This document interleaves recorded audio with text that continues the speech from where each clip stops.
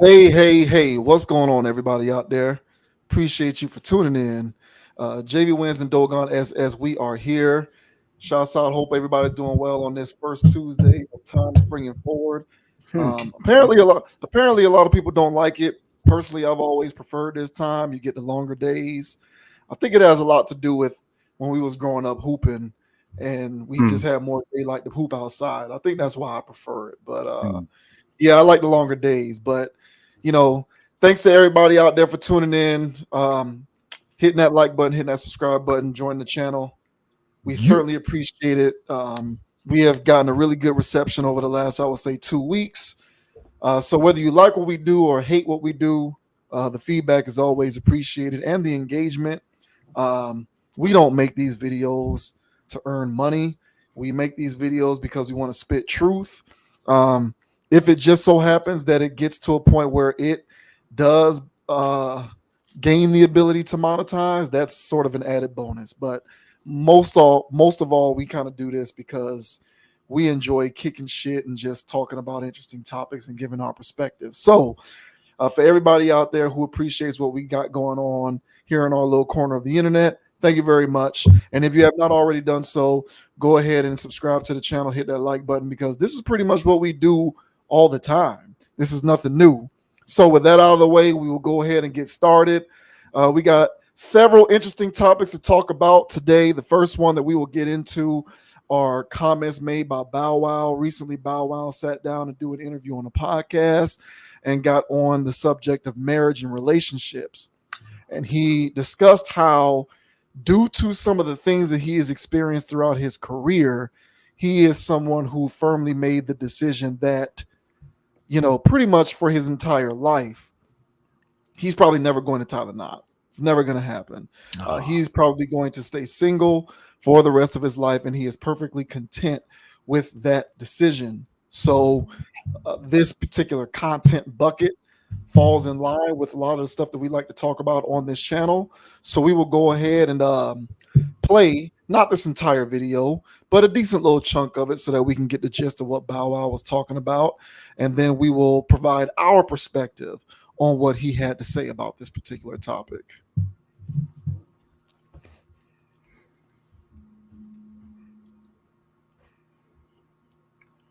Yeah, that's real talk, man. What's the craziest thing you ever seen from a female?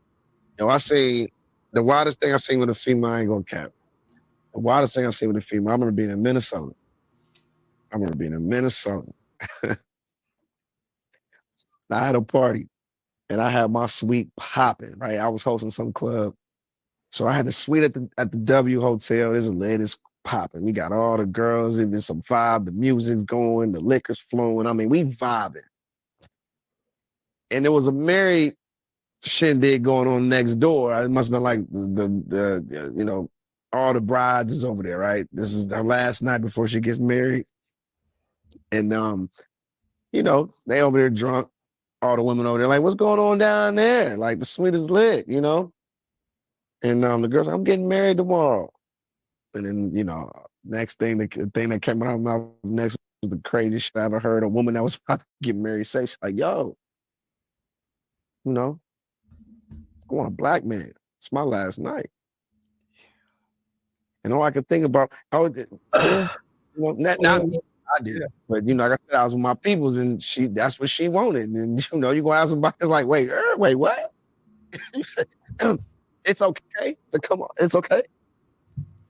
I'm like, yo, What? it's that man tomorrow at the altar. This is the coldest I've ever seen in my life. This is crazy. I can't believe this is happening.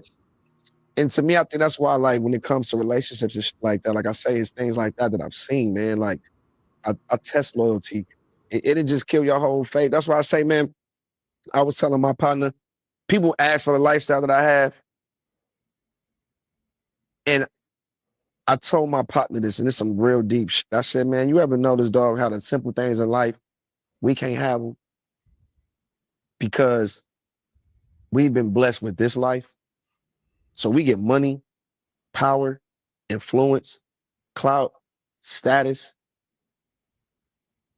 That's cool. Money.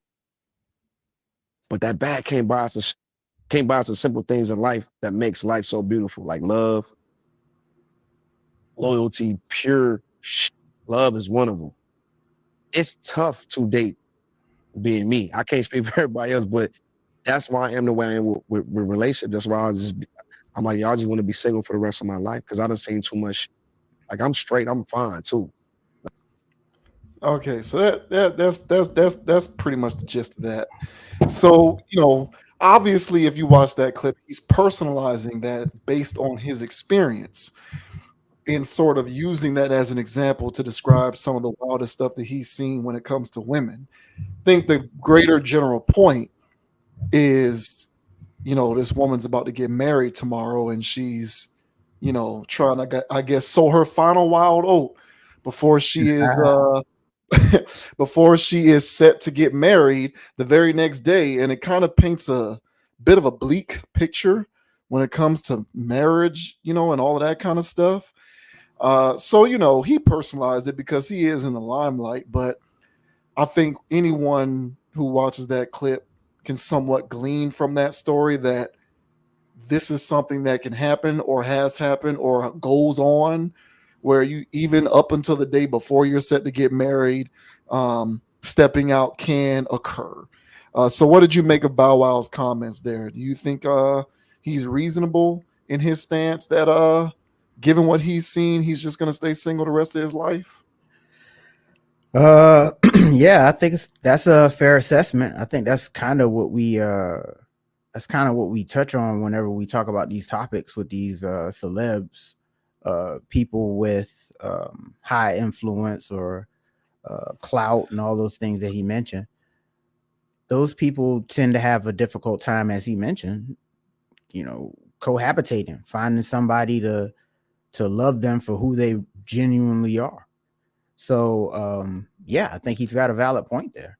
The part that I found hilarious, was his personal anecdotal story. Now listen, now I get it. I get it.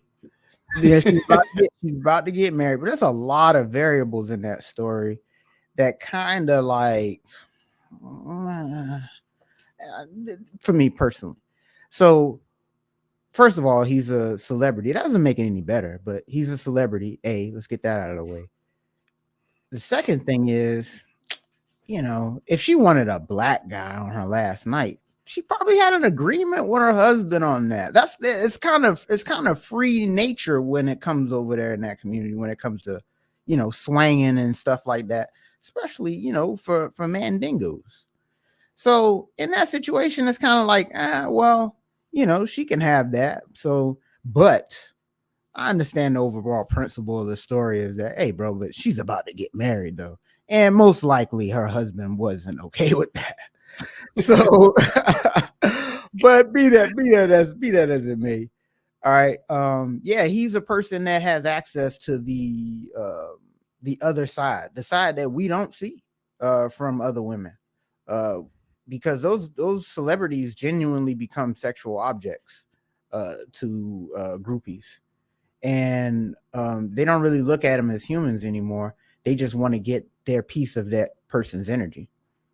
So they throw themselves at those people, for better or for worse. Often it's for the worse.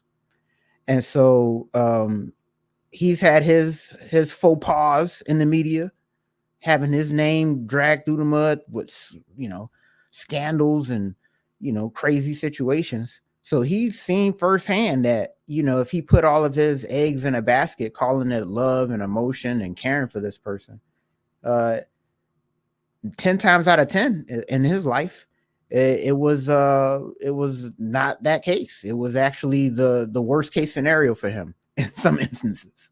Yeah. So he's seen enough, and I don't blame him. Get your little piece of the pie while you're still getting it. Get out the way and live as peaceful as you can in these crazy times. Because I can feel it in his voice at that latter portion. And last thing I'll say is, as far as me agreeing with him, is that there's a trade-off whenever you get up there.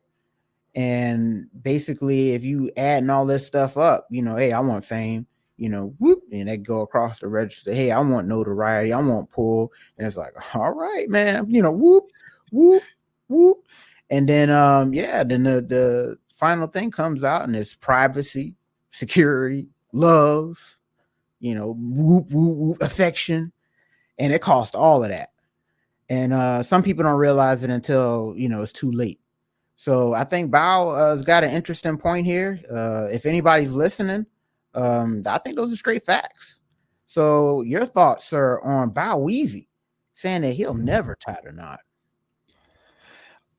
Real quick, right off the bat, I will just say that I'm not going to discredit his story from the standpoint of him personalizing it, because that's his experience. So I'm not going to discredit that. I get it. If he feels as though the relationship / marriage route is not for him, given his status, I'm not going to fault him for having that perspective. That is his perspective and his alone. I'm not in his shoes, so I can't speak to whether he should or should not be feeling that way. But I will say that overall, I think for a lot of people in the world who spend a decent enough time on the internet, you're going to come across your fair share of content, whether it's on YouTube, podcasts, if it's traditional media, TV, radio, whatever. There's certainly no shortage of content in the ecosystem that touches on how to navigate modern relationships. There's a huge market for that kind of content. And there's a lot of people who seek that kind of content out. How can I do better? How can I understand it more? How do I get more successful with it? Whether it's men or women, how can I improve? How can I navigate this crazy dating world because it's out of control? And I think for a lot of the people out here in the world who seek that kind of content out, what they will glean from this particular video is a reinforcement of their preconceived belief that relationships are just completely in the crapper, right? I think that's what most people will glean from his story, because it's like, damn, you got a woman who's about to get married and she's already trying to get some side dick the very night before she gets married. Like, what chance do I have to be able to, secure something that's genuine and real and has faith and has preserved sanctity, right? So to those people out there who are in that boat, I would say this, I went through a brief phase where I was all over. I was subscribed to Fresh and Fit. I was watching every Kevin Samuels live stream. I was subscribed to We in Miami. I was subscribed to all of these pieces of content throughout the internet, in which if you consume enough of that content, it's going to reinforce this idea in your mind that relationships are completely done and all women are completely crazy and clout chasers and looking for a bag. Now, is that totally untrue? No, not necessarily. It's not totally untrue. We've covered many topics on this channel in which we can verify that there is a growing aspect of our culture that sees this becoming more and more of a widespread mentality. That kind of approach to relationships. We know it's growing in frequency. It's not just this small thing. So it isn't that those channels who sort of engaged in that type of content were telling a fallacy. They were, these are things that are true. But the thing about it is, if you spend enough time on the internet consuming any piece of content, it's going to reinforce whatever preconceived notion you choose to believe. And so I think for a lot of people, and guys in particular, I'll just speak for guys because that's the perspective that I come from. My reality is that of a man. I'm not a woman, so I won't speak from a woman's reality. But for a lot of us out here, and I've touched on this in previous topics before, we seek out a lot of forms of content similar to this online to try and get answers. But usually what this type of content does is reinforce our hopelessness.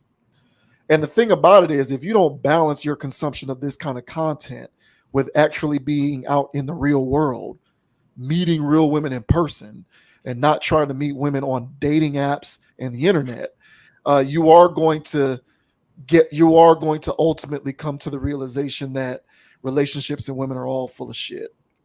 So my main takeaway from this particular topic is, if you fancy yourself someone who indulges in that kind of content, balance it with some real world experience, because I can confirm that it's not all like that. I would say we are still at a point in society where the majority of balanced women, emphasis on the word balanced, are not going to try to sleep with another dude the day before she marries you. I'm gonna Okay, go out on a limb and say that. that's fair. But but if you watch too many episodes of Fresh and Fits and We in Miami's and the late great Kevin Samuels, you see the kind of women that they bring onto these shows. If you consume enough of that on a regular basis, it's going to instill a sense of myopathy within you, in which you start thinking that all women are like this. And even though it is a growing portion of the population, unfortunately, I think we're still at a point where the majority of, again, balanced women don't feed into this type of hysteria. So, that was kind of the first thing that I interpreted from watching this clip of Bow Wow, because you can't invalidate what he's saying, right? It is his experience. And we know that that stuff does happen.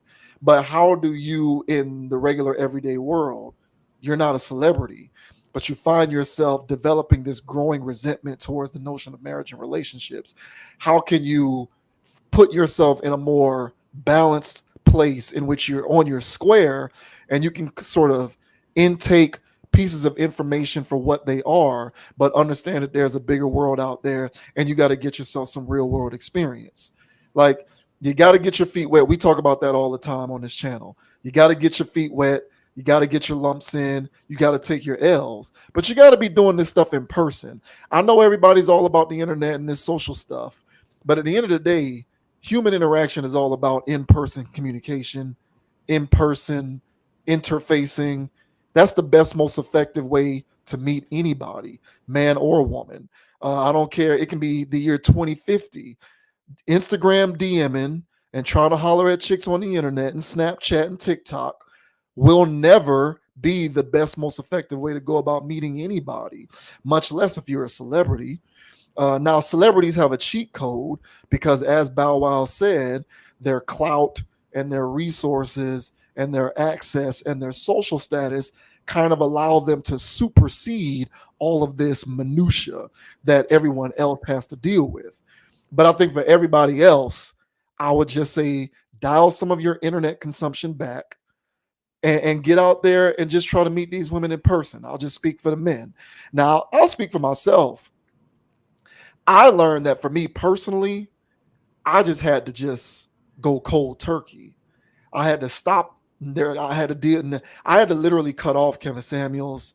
I had to cut off all of these shows, Fresh and Fit, We in Miami, It's Whatever. All of these shows where they get into all of this stuff and they kind of make a dude feel like it's just pointless because every chick is a clout chasing, money hungry, attention seeking thotty, right? That's what all of those shows do. They reinforce those notions because these are the kinds of women that they bring onto their channel. And I guess the point that they're trying to making I guess the point that these different content creators are trying to make by bringing these women on is to kind of spotlight their dysfunctional form of thinking and to sort of show men how to avoid those kinds of minefields. But the unintended consequence of that kind of content is it can also subconsciously impress upon people in general, but men more specifically, that all of the women out here in the world think like this and act like this and behave this way. And I don't know that we are at that point. So I would say to people out there, but guys specifically, we're still at a point in the world where you can be in a situation where you don't have to worry about your fiance looking for some mandingo the day before y'all supposed to get married. Right? But the thing about it is, the more you're trying to meet women on Instagram and the more you're trying to meet women on TikToks and OnlyFans, and the more you're doing this weird old DM stuff, the more you're trying to find your mate via impersonal forms of meeting people in general, the higher the likelihood that you're going to deal with that very exact scenario. So you got to find some balance. If you're somebody like me who is highly analytical, I say go cold turkey. I stopped watching all that stuff, and I think I was the better for it. But if you're someone who is not like me and you can sort of balance it, just understand the importance of stepping out there, getting your feet wet, and going into the real world. That way, you stand the best possible chance of not getting emotionally slaughtered. Like, unfortunately, a lot of guys out here are getting emotionally slaughtered.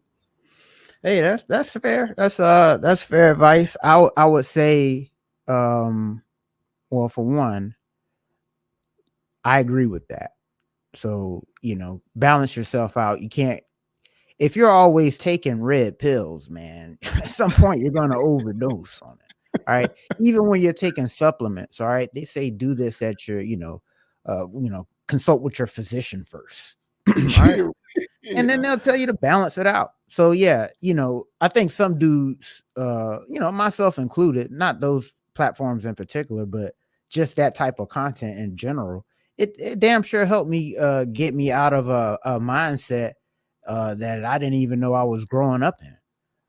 So once I got the gist of the program, the rule brick, and I read over the curriculum, and I was like, oh, okay. And so that I don't need to, keep going for the sermons of repetitive, darkness. Yeah. So that I agree with. But I would also retort with that advice also is just a number of just staying on your path, regardless. So you can do it the noble way in the streets. You know, that's the way the women in the streets were in the streets before. You just meet them outside. They're just online now. All right. So the practice, there was for the street women always. All right. Right. So the best practice is to always, and you hear this being repeated out here, but this is, I agree with, is just stay on your path, period. Don't compromise on your path, period. And whatever it is, whatever your goal is, that comes first. And nothing else in between. So kind of like a Kobe mindset, about your goals, waking up at 5:30 in the morning. I ain't got to be up till 8, waking up at 5, that kind of stuff. And just getting up on your stuff and getting up on your game.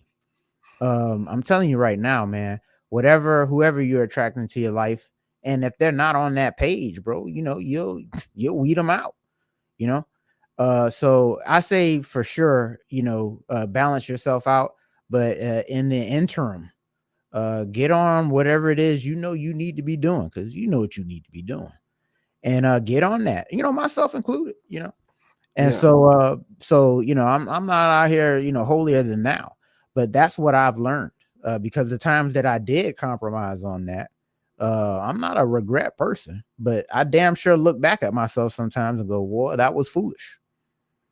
So, just for future reference, man. So yeah, even if you do it the noble way, find her in grocery store, at the produce section. Yeah, man. Whole Foods at that. Yeah, you got to hit up Trader Joe's and places like that, man. Man, Fresh farmers market. markets. Yeah. Hey man, you could do all that, man. What you Yeah. went to? You went to Hotep. What you went to? You want Christian? What you want?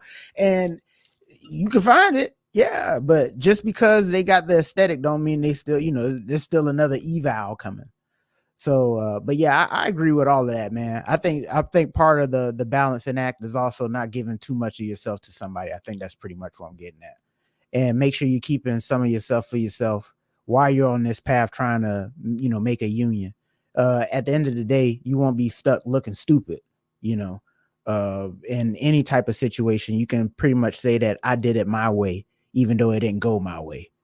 But yeah, man, shouts out to Bow Weezy, man. Hey, I don't know what to tell these guys, but it seems like he figured it out. It seems like he heard our message. He must be watching The Conscious Approach. Because this is exactly what we be trying to tell these guys. Do not do it. You're not in a position.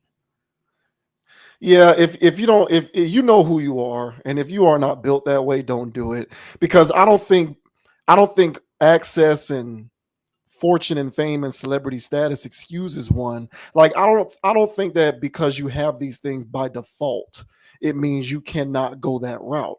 Mhm. Clearly that's not the case because there are plenty of people who are celebrities in the limelight who can. It's just whether you're built for it mentally and emotionally. And if you're not that person, don't kid yourself. And I think for him, he's realized that he's not that person. So I give him credit for that.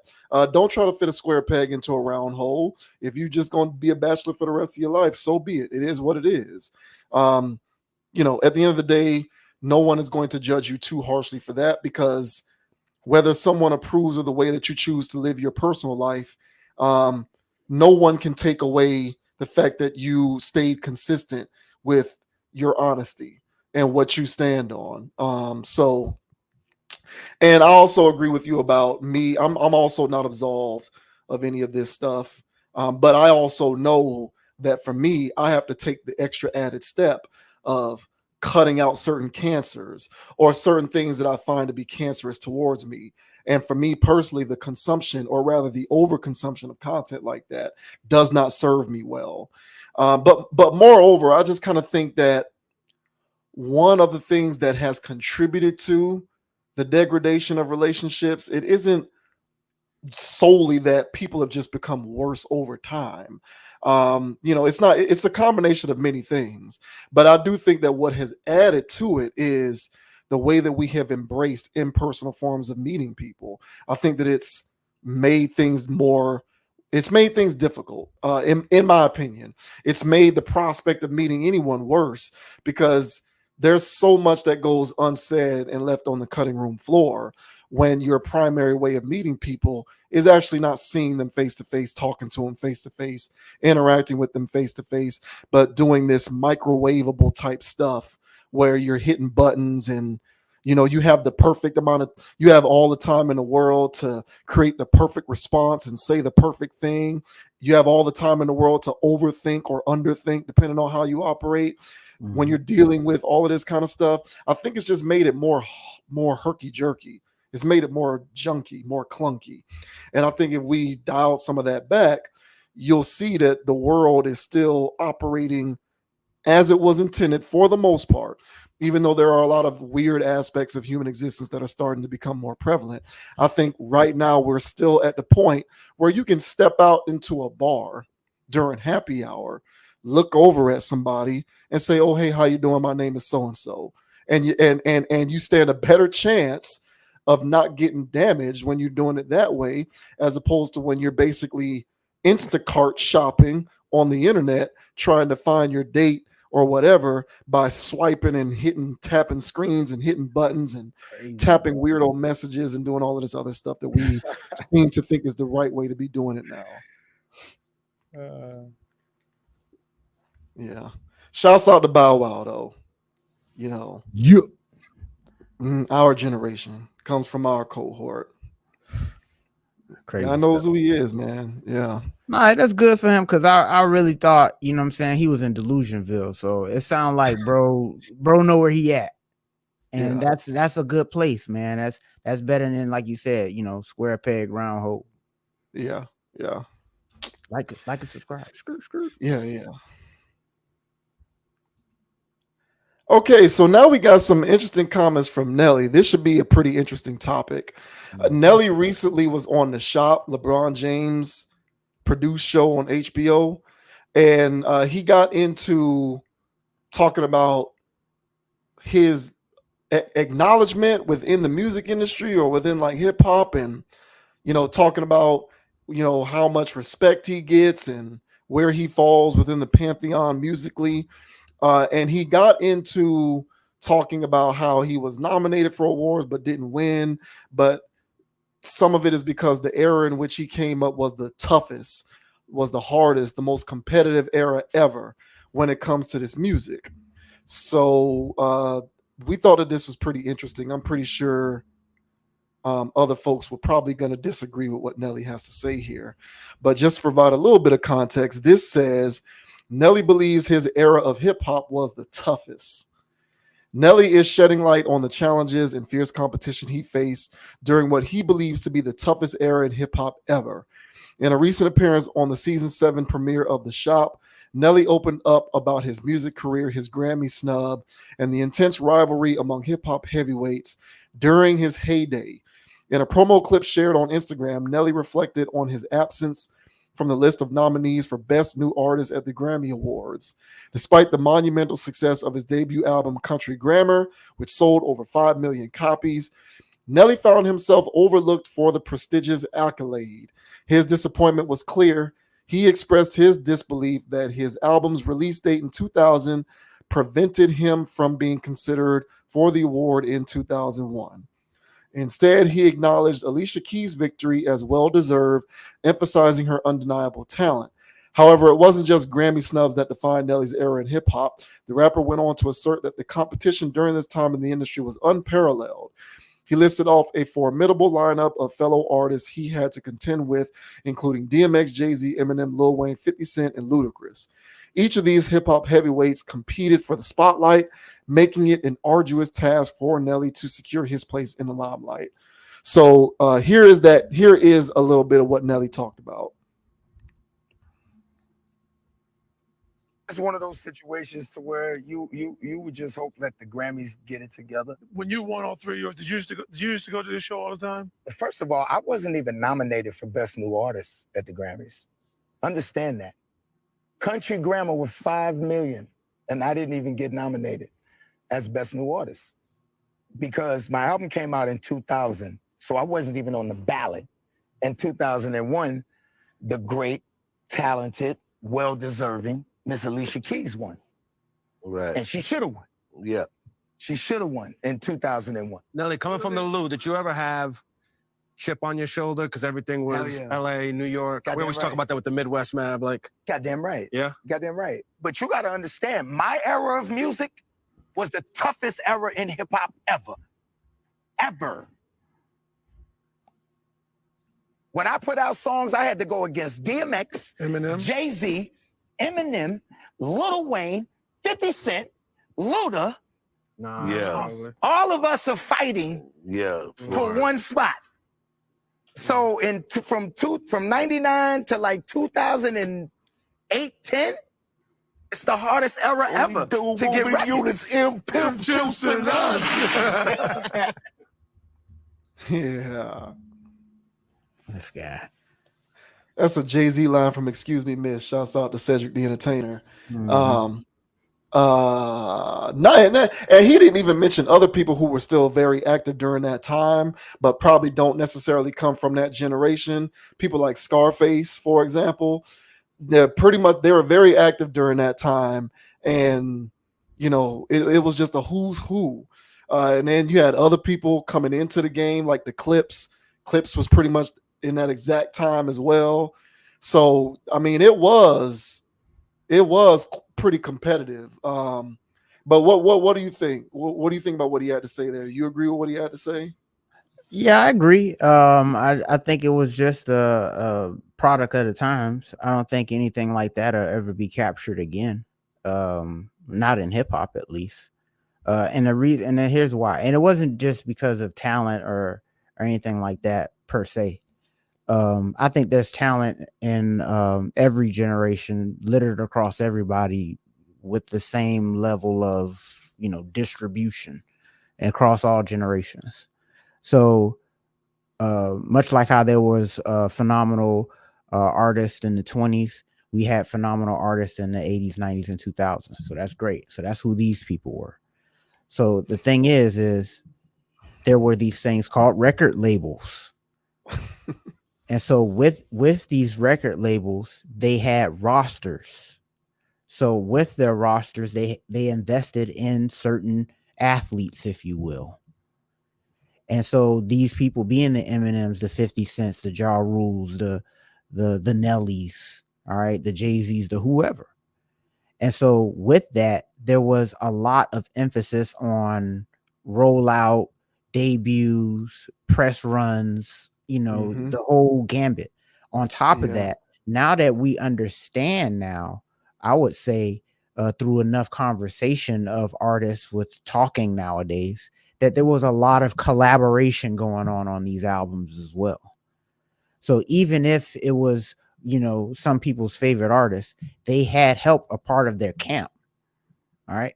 So they would put together the best songs. They would put together the hits, the whatevers. So it was a whole different industry back then, predicated towards having superstars. And then once that era that he's talking about, that honestly, that was the height of that business model. But then once that business model, once there was other ways that they could make money, these corporate, companies had, they decided to switch. It also was a thing where there was more, independent people getting their hands on products and stuff like that. So making their own beats, having their own in-home studios and stuff like that. Around 2007, 2008, that's when I was trying to mess around with stuff. So yeah, the stuff was easily accessible. People was uploading stuff to the internet. The market changed. So the labels realized that the market was changing. People wasn't really buying into these large cash cows anymore. They was going more into the mixtapes and independent people. And then that's when streaming became a thing. And then these dinosaurs died. These people are still talented. They're still talented people in the pool now. They're just doing dumb stuff now because the dumb stuff is what they think they need to be doing. So whether I like it or not, NBA YoungBoy has some level of talent if he has all of these people enamored. I don't care for it, but he's making the new wave of that stuff. And so 10 years from now, when those the kids that's loving this stuff grow up, that's going to be their 50 Cent. So the cycle continues. It's just in a new wave. And honestly, I don't really care for the new wave, how it panned out. The whole cash cow thing was not cool too. Once you peel the veil back and see what was really going on in these shadowy things with gatekeepers and other weird stuff. All right. Allegedly.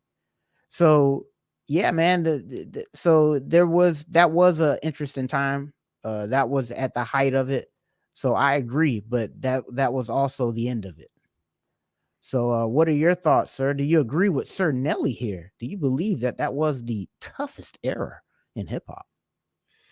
We're going to talk about the 90s, this 90s social media trend where it's like we done with the 90s. And so I feel like that is somewhat related to this kind of topic. Music and sports tie together in that your perspective on it is rooted almost entirely in the time in which you were born. Correct. So, due to the fact that I grew up during this era, I am beholden to it.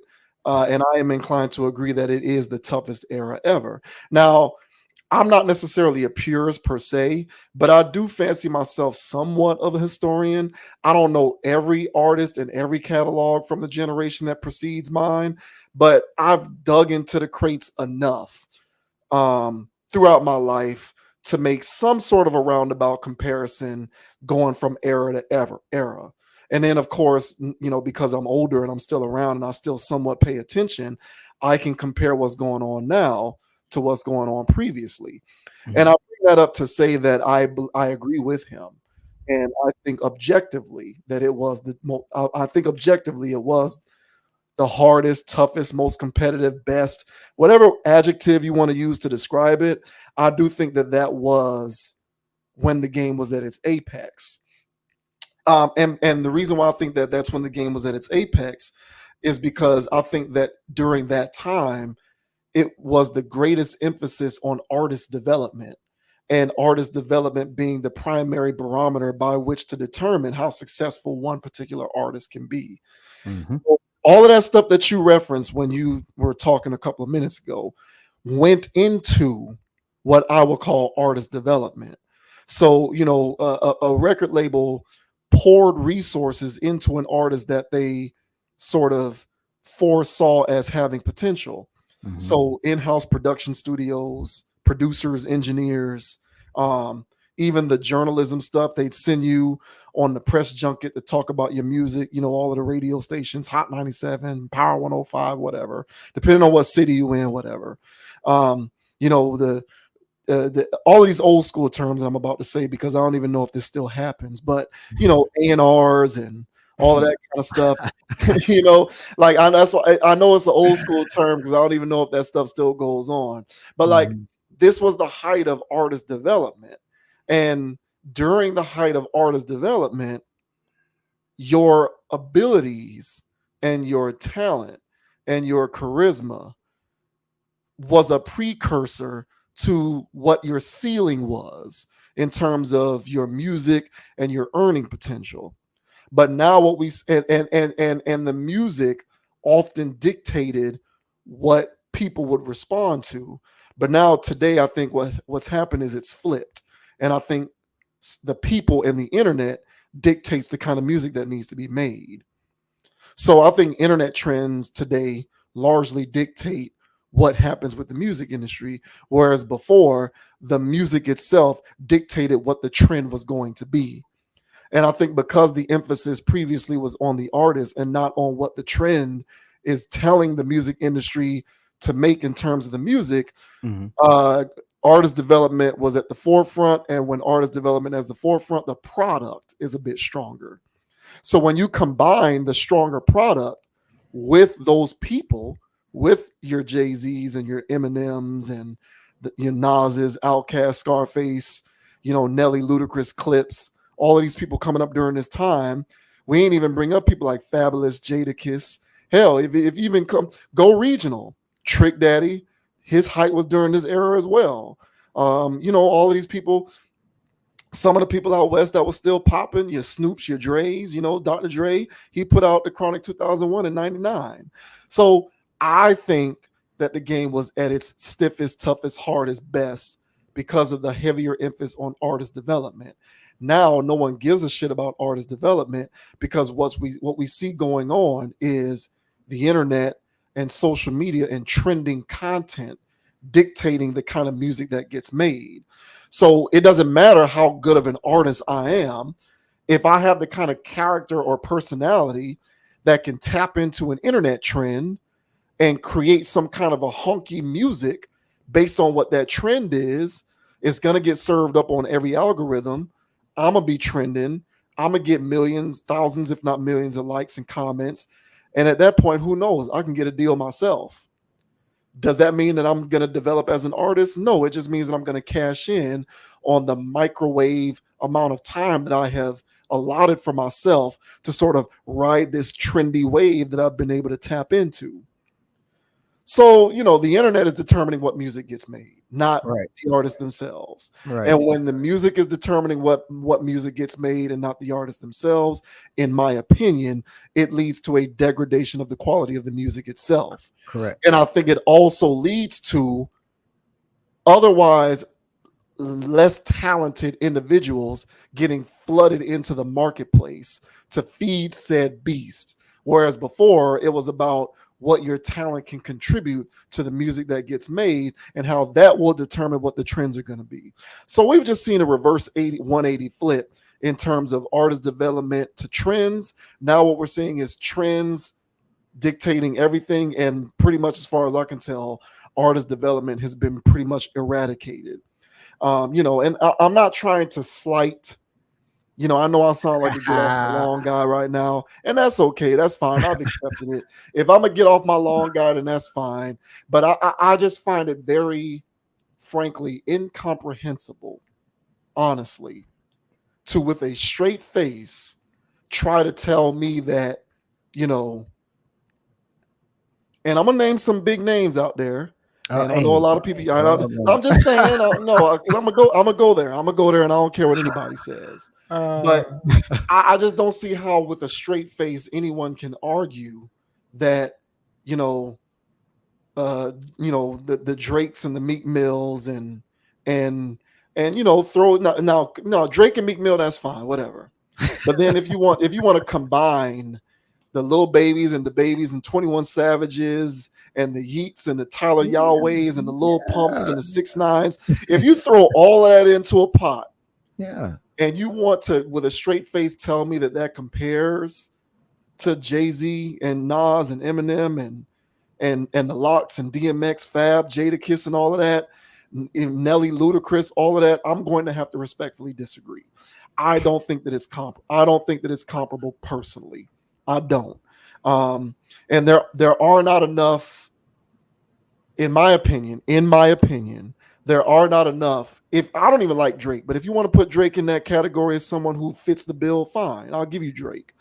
But there are not enough Drakes and J. Cole's and Kendrick's, Big Sean, Pusha T. There are not enough of these individuals to offset the rest of this filler that the marketplace is getting flooded with as a result of the internet and trends dictating what music gets made. So if you ask me, I agree with Nelly. That era was the toughest era, and I think it's primarily due to an emphasis on artist development. Yeah, and artist development goes with the industrialization of the product. So in its initial phases, or let's say when it initially became like commercial, so 80s, 90s, late 80s, early 90s, there were guys that were, going hard, especially for those times. So growing up, my brothers, they liked I know one of my brothers, he liked LL. Like when LL first came out and he was rapping like that, it was snapping hard. You still play I'm Bad Right Now. That thing go crazy in the whip. So it does. So there's stuff in the 90s. So there's stuff in the early 90s, which has definitely laid the foundation for flows and sampling and all kinds of stuff. So there's no hate here.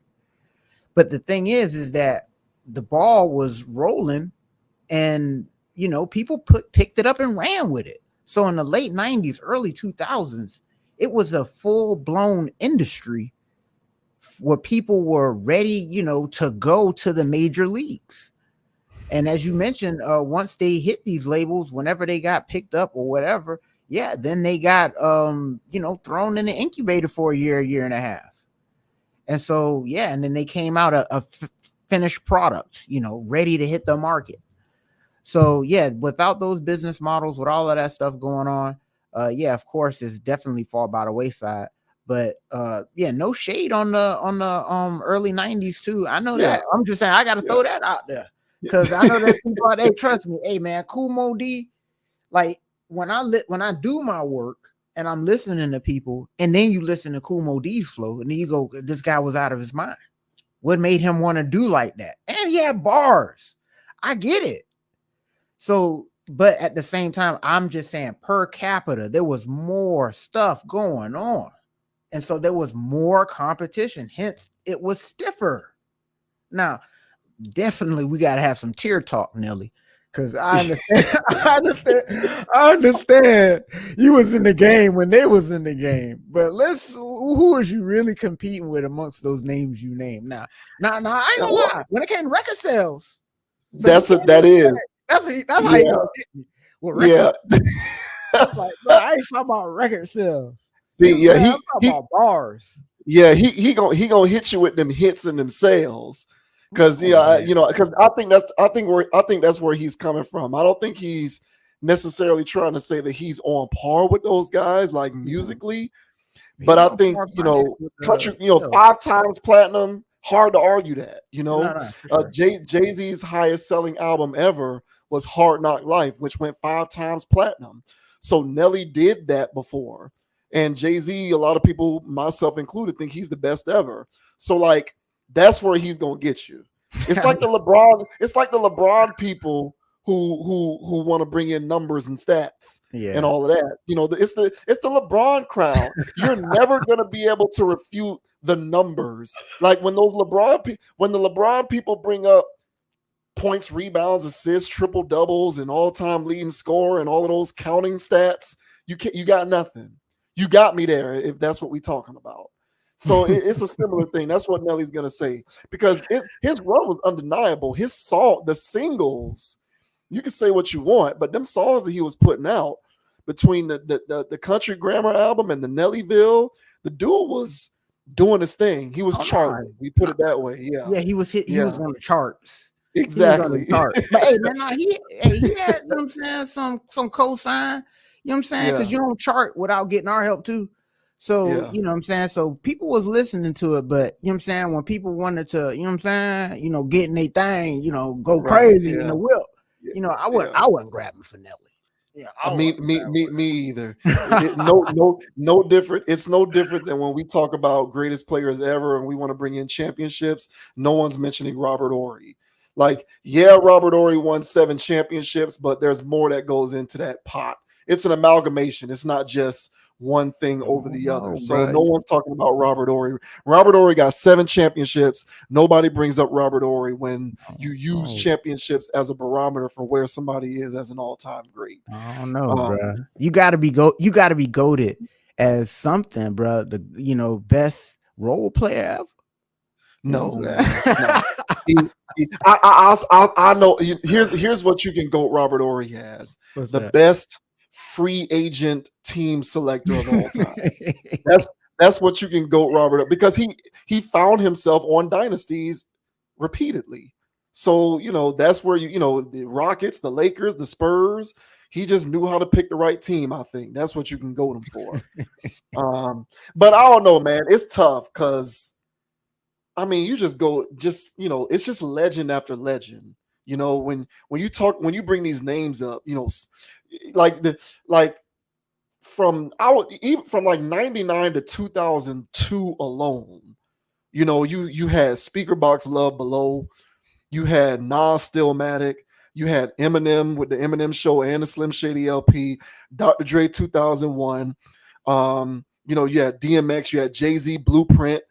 You had what else? Scarface, The Fix. You know what I'm saying? It was just so much classic stuff coming out during this period of time. And I know it's gonna be people in the comments who can name. I know I'm forgetting a lot. I'm going off the dome here, people. Give me a break.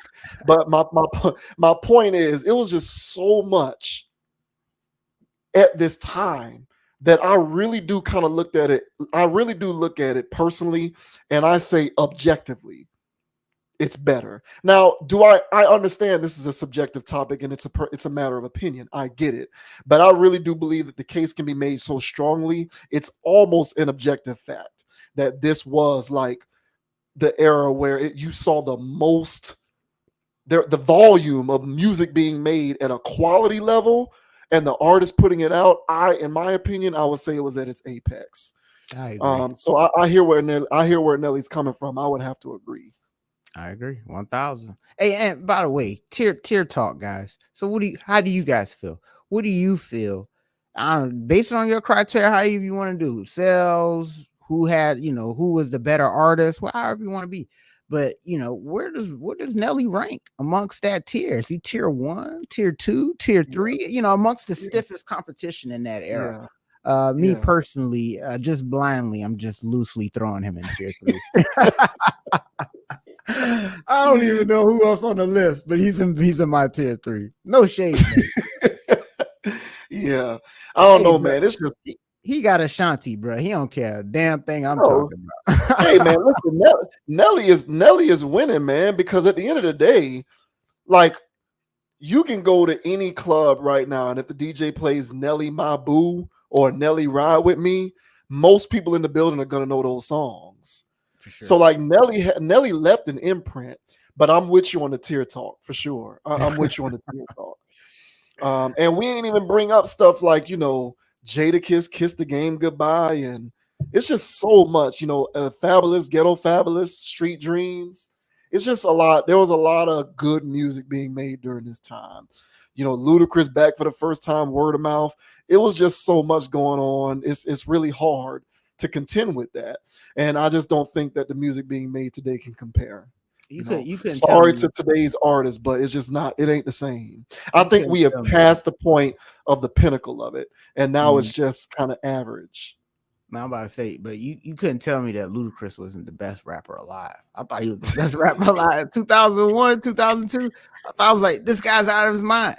Because he made me laugh. He made me laugh too, and it was clever. I was like, now this is what the game's been missing. So yeah, man, shout out to Luda, man. Back for the first time. I know damn near all them songs front to back. Yeah. Crazy. I mean, Luda had bars. Mad crazy bars. Still does, but back then, bro, the guy with the punchlines, it was insane. His punchline game was insane. Mhm, So mhm. Wayne 500 degrees, them hot boys out, I can keep going. I can go on and on and on. My point is there was just a seemingly limitless supply of quality stuff coming out during this period of time, in my opinion. Mhm. But shouts out to Nelly. Shouts out to Nelly, man. You doing Yeah, your shout out to thing. Nelly, bro. I'm just Yeah. trolling, bro. Yeah. Like and subscribe. Yeah. Yeah. And shouts out for putting that bun in Ashanti's oven too. That's what's up. Oh, that's what we doing, bro. That's what we doing. I read it. Hey man, kudos. All right, so here is this might be the JV wins explodes topic. Every week there's a JV wins explode. Every week there's a JV wins explodes topic. This might be this week's JV wins explodes topic. All right, so apparently there's this thing going around on the internet and social media, TikTok in particular, in which we are attempting to debunk the quality of basketball played during the 90s. So this thing that's trending all over the internet right now is called "We Done with the 90s." And basically the point of it is, let's bring up old tape of games from the late 80s and the 90s. Michael Jordan, Magic Johnson. Let's bring up old tapes of these people and watch how their skills were suspect, so that we can debunk this myth that was the golden era of basketball. I personally think that this is a shadow. Never mind. I'll save that for my. I'll save that for my. I'll save that for my thoughts on this. But first we'll go ahead and we'll go ahead and sort of first we'll just kind of talk about this real quick, and we'll cite this article here. So this says, why is "We Done with the 90s" trending? NBA fans claiming deception about Michael Jordan's era explored. Over the past few days, NBA fans have broken out into a massive discourse regarding history. This had led to "We Done with the 90s" trending across multiple social media platforms. In most debates, it is often brought up how different and physical the game was in previous decades compared to today. However, footage has come about that has fans ready to discard the 90s for the modern era. It all began when a fan posted a clip on TikTok of footage between Michael Jordan and Magic Johnson battling it out in the NBA Finals. The video picks apart some foolish plays and shot choices, saying it doesn't live up to the hype older fans speak about. So I might have to open up a new tab to share this one. So first, let me see if this will play. And then if not, I'll just open up another tab.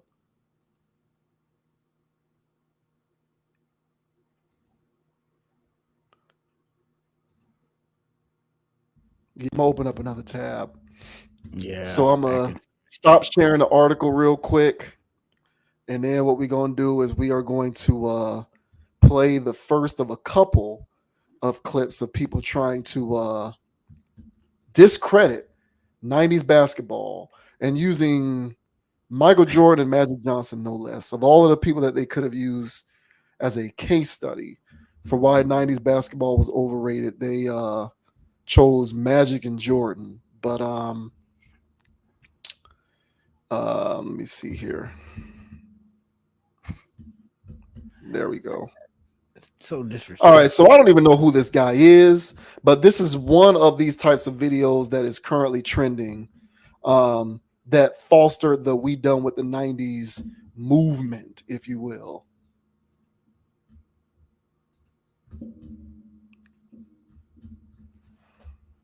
Movement.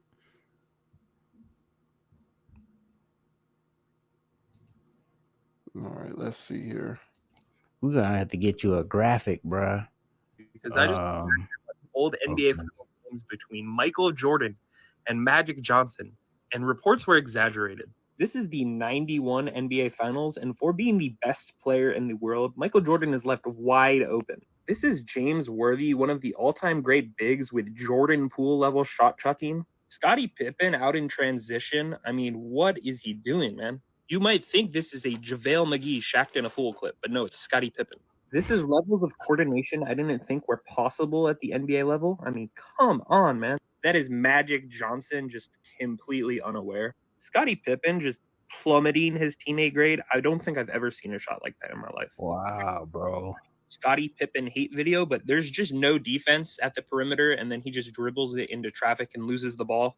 I promise this is not the defensive era that your parents or grandparents told you that it is, because it's the best player in the world with no defender within 3 feet of him. This is probably the most egregious clip yet. Yeah, that's Michael Jordan with the ball. Oops. What is 14 doing? Where is he looking?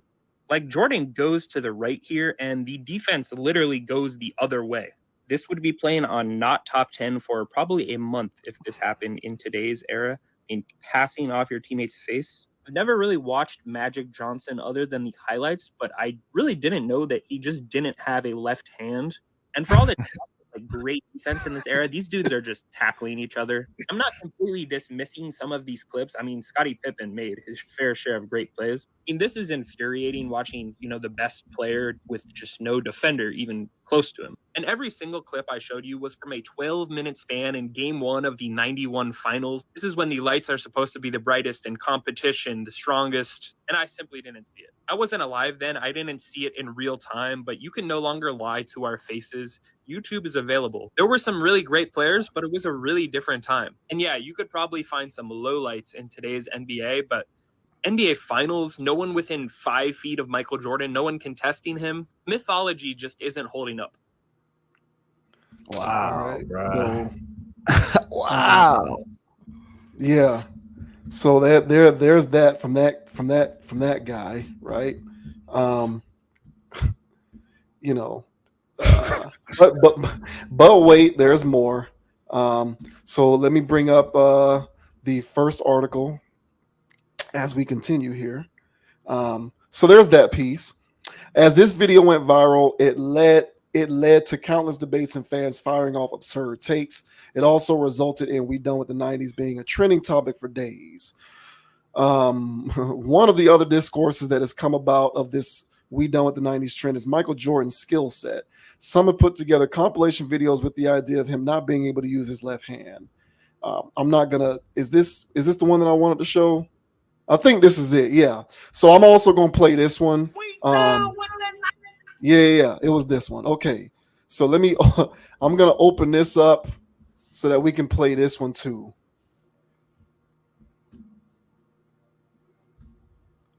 So I'm gonna stop this one and we're gonna go here. We're gonna play this fella here who also thinks that we done with the '90s, right? So here's another one. We done with the 90s. Somebody gonna explain this to me. Here go your goat pushing it. Why won't he use his left hand? He just jumped in the air and came down with it. That's garbage. You travel. Don't get mad at the ref. You travel.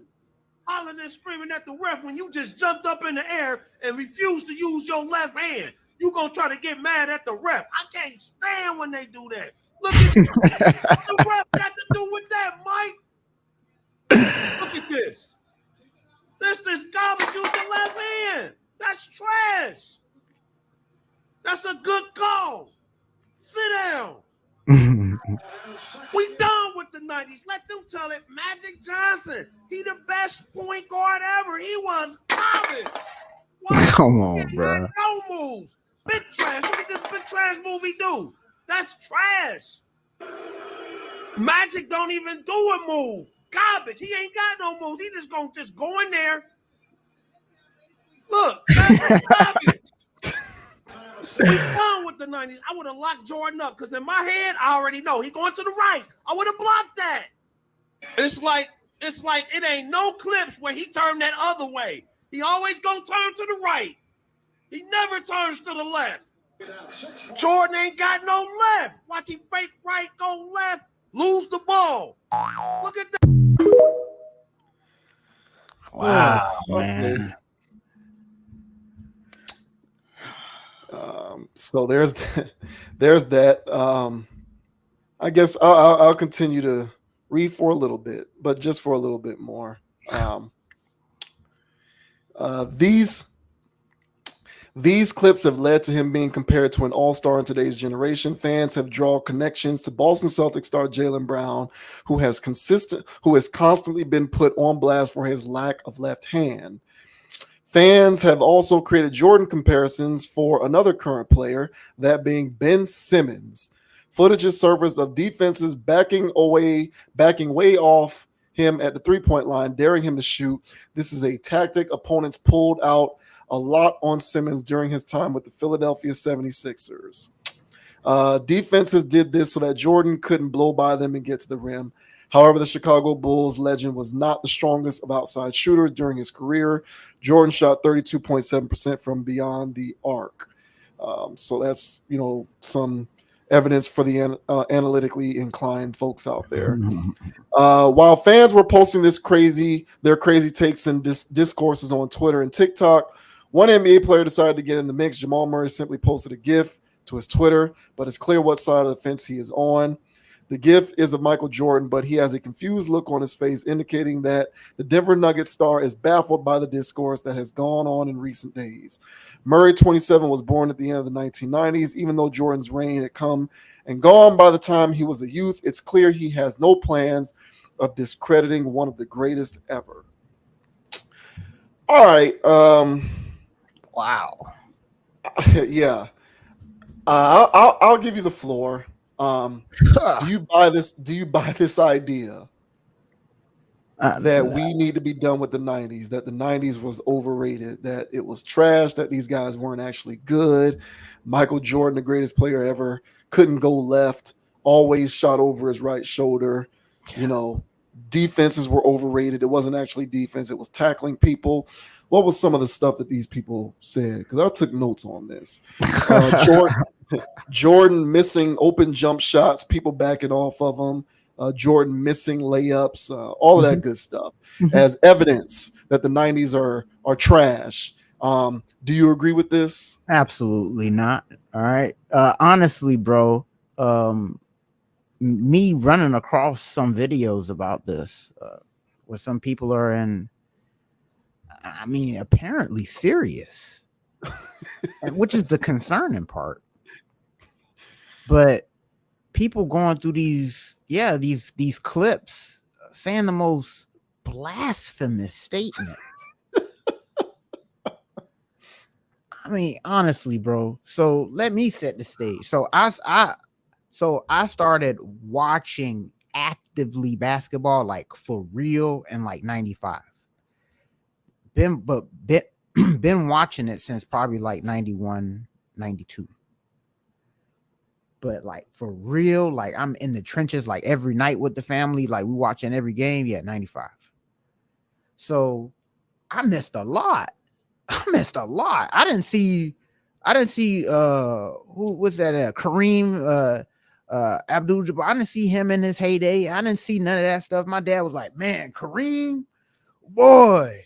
Magic, when he first got in the league, man, you couldn't tell me nothing. Oh boy, he just naming these people. At the time, 95, 96, 97, especially up in that range, I'm an Iverson fan. And, at that point, I'm loving the fact that he shook Jordan. I'm like, we the new wave. That's why I'm at that age. I'm like, all right, yeah, whatever, whoop. I forgot what year that was. Must have been like 99, 2000. But the ESPN used to show all the late games, all the games from the finals in the 80s and all that other stuff. And whenever I got home from school, I'll sit down and I'll watch it. I can clearly tell the difference in athleticism, certain skill sets. However, I was also cognizant enough to understand that things were relative due to its time. Yeah. And when I was watching this guy's athleticism, the top guy, versus this guy's athleticism, the other top guy on the other team, it was a brawl. It was showtime. It was awesome. And the level of competition back then was honestly in the 80s, 90s at its highest. I think it was higher in the 80s than it was in the 90s, to be honest. So whenever I did my homework, I paid homage. I was grateful for the stuff. When I caught guys at the tail end of their career, I didn't see Barkley when he first hit the thing. I ain't see Derek Coleman when he was coming out of Syracuse, and I missed all of this. But I'm seeing these guys later part in their career, and I'm like, oh wow. I mean, wow, I didn't know. Then whenever I did my research, I was like, hey, this guy was hooping. Long story short, if somebody took the time to look back at old film, there does have to be an adjustment. Nobody's disputing the fact that there's newer moves, newer things out there. They're gliding different. They're moving different. Like, I get it. All right. People ain't doing the electric slide no more. They doing some other wonky stuff. Like, dance moves have changed over time. All right. But you're not going to sit here and take the electric slide out of a family function. I know you ain't doing that. So at that time, it served its purpose, and it was so dynamic, it was so transcendent that it still holds its own. I have yet to see the person in this generation who is so transcendent amongst his own peers. Y'all all doing the same thing. Dribble, dribble, step back, drip, drip, dribble out. Dribble, dribble, step back, drip, drip, dribble out. Travel. Oh, gather. Now we're gathering now. All this extra stuff that we're doing in the game, they're all doing it. All right, no shade, but Jason Tatum's a perfect prime example. He's supposed to be the face of the league, according to a lot of people, coming up, the new wave. Dribble, dribble, step back, three. You know what I'm saying? Oh, yeah, I got that Mamba mentality. I got, I knew Kobe. Yeah, it's like, nah, bro, we saw that. We saw that mentality from a lot of people in the 80s and 90s. And then slowly but surely, those people became dinosaurs. Once, honestly, if there's a correlation to be drawn, once the bag started getting bigger and it just became popularized. Last thing I'll say, it's kind of like those things where first generational parents, they moved to the country, they busted their ass and they worked it hard. But then once they have their kids, the second generation, third generations, whatever, once they become Americanized, once they see what this whole corporate entity is, they want to just leech off it, take advantage, and not put in all that hard work their parents did. It's no different than what was going on in the league, honestly.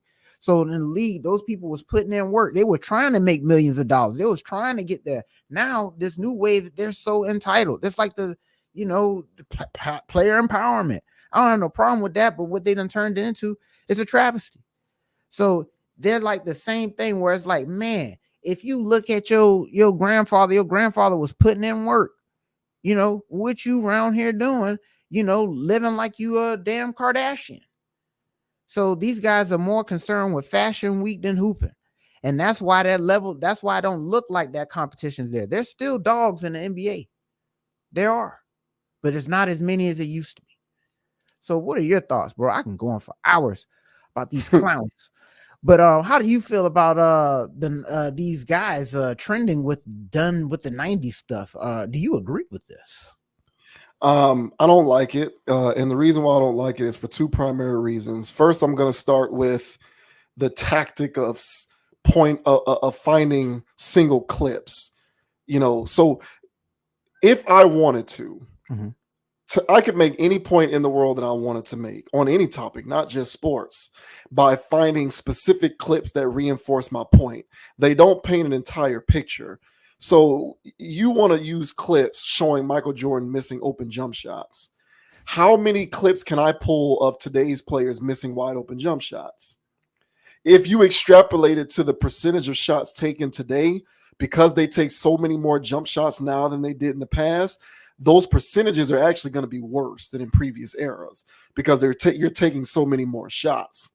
So my thing is, if we want to use missed open jump shots as a way to cite how that era was overrated, then I could in turn find dozens upon dozens upon dozens of clips of premier players today missing open jump shots.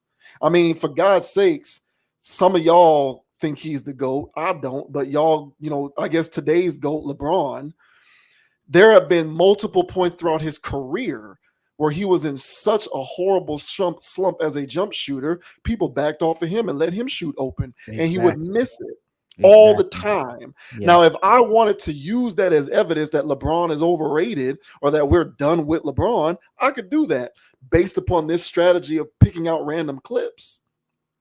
So I just don't like stuff like that because it doesn't tell the whole story. It's an amalgamation of various observations that you want to pay attention to. It's not just missed open jump shots or missed layups. Like, everybody misses layups. You got guys in the NBA today airballing free throws. I watched a game with Rudy Gobert in which he airballed a free throw. Now, granted, Rudy Gobert is not a great Rudy Gobert is not a good free throw shooter.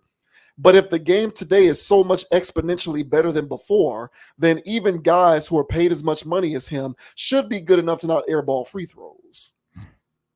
So why am I seeing people airball free throws, miss layups, miss dunks, and miss open jumpers today if the game is so much better? If we're done with the 90s because this era of basketball is better, no one should be airballing free throws, missing layups, missing dunks. Hell, for that matter, if you're wide open, nobody should be missing jump shots. But clearly we see everybody misses jump shots because all you're doing is taking threes or dunks.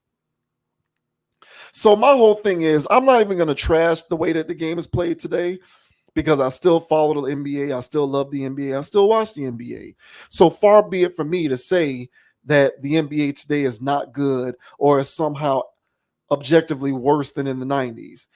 Whatever. It's based on perspective. It's like the music conversation we just got finished having. If you want to say that today's era of basketball is better because of specialized skill, fine. If you want to say the 90s is better because, I would say in the 90s, the advent of players coming into the league who are more league ready compared to the way things are going now contributed to there being a greater abundance of teams who could compete to win championships based on the roster. Whereas today, pretty much now, I would say today, even still, things are pretty much top heavy. I know that you got a lot of teams in the West who have good records like Minnesota and OKC. Those teams, to me, in my opinion, have zero chances to win a championship despite what their record suggests. Because they lack some of the fundamental components that go into whether you have a realistic chance to win. Furthermore, rarely do you ever see a team go from being 7-8 seed or out of the playoffs to legitimately contending. You don't make that kind of a leap in 1 year. So even though you got a lot of teams in the West who have great records, I still say there's really only like 2 or 3 teams that legitimately can contend. So this idea that everybody's so much better now and teams are so much better and players are so much better, and I said this before and I'll say it again, this is literally about shooting. That's all this is. Like whenever you want to have these cross-generational debates and you have people who want to make the case that basketball today is better than it was in the past, all they're really doing is using jump shooting as their barometer for why basketball is better today. It's all about three-point shooting. To these people who advocate on behalf of the modern NBA, even though they may not say it, if you really sort of dissect the points that they're making, what they're getting at is basketball is better today because there's more people who can shoot threes better. That's why they think it's better, because of shooting, because of jump shooting. And I would disagree because I think that there's more that goes into being a holistic basketball player than being proficient at shooting threes. Mm-hmm. But that's what this is about. And so I don't like this misleading redirect form of trying to make these cases, because really what this is about is we believe that the NBA is better now because more people can shoot threes better. But to me, I think that there is the chance that it can lead to a diminished product on the court, because what we're seeing in these games is I'm shooting 30% or 20% from three this game, but all I do is shoot threes. So I'm just going to keep jacking up these threes and bricking. Now, you think that that's a better product than guys going to the basket and getting fouled? Tomatoes, whatever. my overall point is, how can you objectively state that it was just categorically better? For every one of your examples that you can bring up to say that it's better now, I can find better now. I can find examples of things that guys did before that they're doing less of now as my example of why it was better before. So, just, cut the crap. And the last thing that I'll say is, this is a LeBron thing, in my opinion. I believe that I believe that this is a LeBron thing. Not that LeBron is doing this himself. Although I'm pretty sure if you sat him down in a room and asked him how he feels about this, he's loving this. He won't publicly admit it, but I believe that he's loving this. We done with the '90s crap. But this to me is a LeBron thing. This is a psyop. This is a psyop on behalf of the LeBron is the greatest player ever crowd to deflate the air out of the Michael Jordan is the greatest of all time ball by showing Michael Jordan miss layups and open jump shots. Mm-hmm. This is a LeBron thing. This is an effort to sort of, in a very clandestine way, continue to reinforce the idea that LeBron has surpassed Jordan as the greatest player ever. In my opinion, that's what I think this is about. I think this is a LeBron fan thing. I think that this is an effort being made by the LeBron acolytes, not just in mainstream media, but also on social media, fans alike, to make the case. That those are my thoughts on this. I think it's trash. NBA players today are airballing shots, missing open jump shots, airballing free throws, missing dunks. You got people like Ben Simmons making $150 million or whatever his ridiculous contract is, and he can't even get on the court because of his messed up back and his mental health. And he can't make free throws and he can't make jump shots. But I'm supposed to believe that the era of basketball today is categorically better, like factually, objectively is better. I call BS on that. I can cite many cases of players and teams and organizations today as evidence to why it's not better. Not that I believe that, but what I'm saying is I can employ the same strategy. So I don't like it. I think it's bogus. Leave Jordan alone. Listen, all y'all LeBron people out there, no matter what you can make a million TikToks. You can make a zillion TikToks showing Jordan missing shots and layups. And you can make a zillion more TikToks showing LeBron putting up his numbers and making threes and how his stats and analytics are better and all of this other stuff that you want to talk about, his triple doubles and his assists and his rebounds, whatever. You can do that a million times over. You're not going to convince people that he's better than Jordan who don't think that. You're engaging in an exercise in futility. People who think Jordan is the greatest ever are going to continue to think that. Enough with this. Just accept that this era is what it is. Leave the 90s in the past. Let the old heads talk about how the 90s were better. Let them have that. Because at the end of the day, who gives a shit? But if you want to use clips of people missing jumpers and layups as evidence as to why the old era is worse, then I can do the same thing. Because you got guys it's a 3-on-1 fast break, and instead of getting the guaranteed 2 points, the guaranteed layup, the guaranteed dunk, people are running a 3-man weave to the 3-point line, missing shots, rebound goes long, and now the other team gets a layup because you took an ill-advised, bad, poor percentage shot. Because today's NBA is everybody shoots threes against dunks. So not a fan of this stuff. We are not done with the 90s, at least not on this channel. And anyone who wants to suggest that we are, I think you need to sit down and pull up some clips of guys doing good stuff on the court, because there's a million more where those came from. Yeah, and I think it's also, along with the shooting, I think it's also the dribbling too, and like dunks, and just how people are being athletic. It's not the fact that people are more athletic. The moves are different. It's kind of like whenever you see somebody in the 90s and they spike a football and and it's like, okay, like their bodies weren't built different. That's literally how they were trained to celebrate. Spike the ball. Woo. So somebody can do that, and I just did it. So it's not like people don't do that. It's just that now with things like individuality, swag, this and that, things have gotten smoother and less jagged how they were back then. Body movements, how do people handle things, how people dribble is a lot smoother than the janky way of the 80s. I see that. So they see all of these things coming together, drills with two hands, dribble, boom, boom, boom. You know what I'm saying? Hey, I get it. LeBron can finish with either hand going to the, I get it. I see all that, and so that whole part of their argument, that's all they see. And they think that's what makes them better. So they say, hey, you just throw Jalen Green in the 90s and he's going to be Jordan. I heard people say throw Jalen Brown in the 90s. He's going to be Jordan 2.0. They wouldn't be able to stop him. And so my thing is that those are lazy arguments. And just like how we mentioned, man, the rule changes and stuff like that. Some of the dribbling that these guys doing now would be carrying back then, traveling back then. I saw some highlight clips of travels where they was giving they was calling it on Jordan, calling it on Magic. And it's the stuff that we would call at the park, the good old days where you weren't allowed to shuffle your feet to gain an advantage. So with these guys now, I mean, they'll be traveling, they'll be doing all things. I can guarantee you this. If people want to run hypotheticals in their mind, run this hypothetical.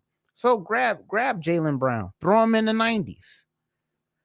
Jalen Brown's going to have a very sharp learning curve with the rules, with the whatever. As soon as he starts flying through the air and doing all this other stuff, and they peep that, they're going to find a way to deal with that. By the way, when Dominique was flying through the air, he was looking like LeBron. That guy's a massive person. He was strong. So you throw Jalen Brown, he's going to learn quick that he's going to have to go to the hole tougher. He's going to learn quick that he can't be carrying a ball like that. He's going to learn quick he better be cutting. Then you take Jalen Brown after playing for 1 year in the 90s. Then you put him back in this era with all his fancy dribbling, all his other stuff, except with a hard cut edge of being more aggressive, being more this, knowing how to finish at the basket, not being no little sucker like a lot of these people are being right now.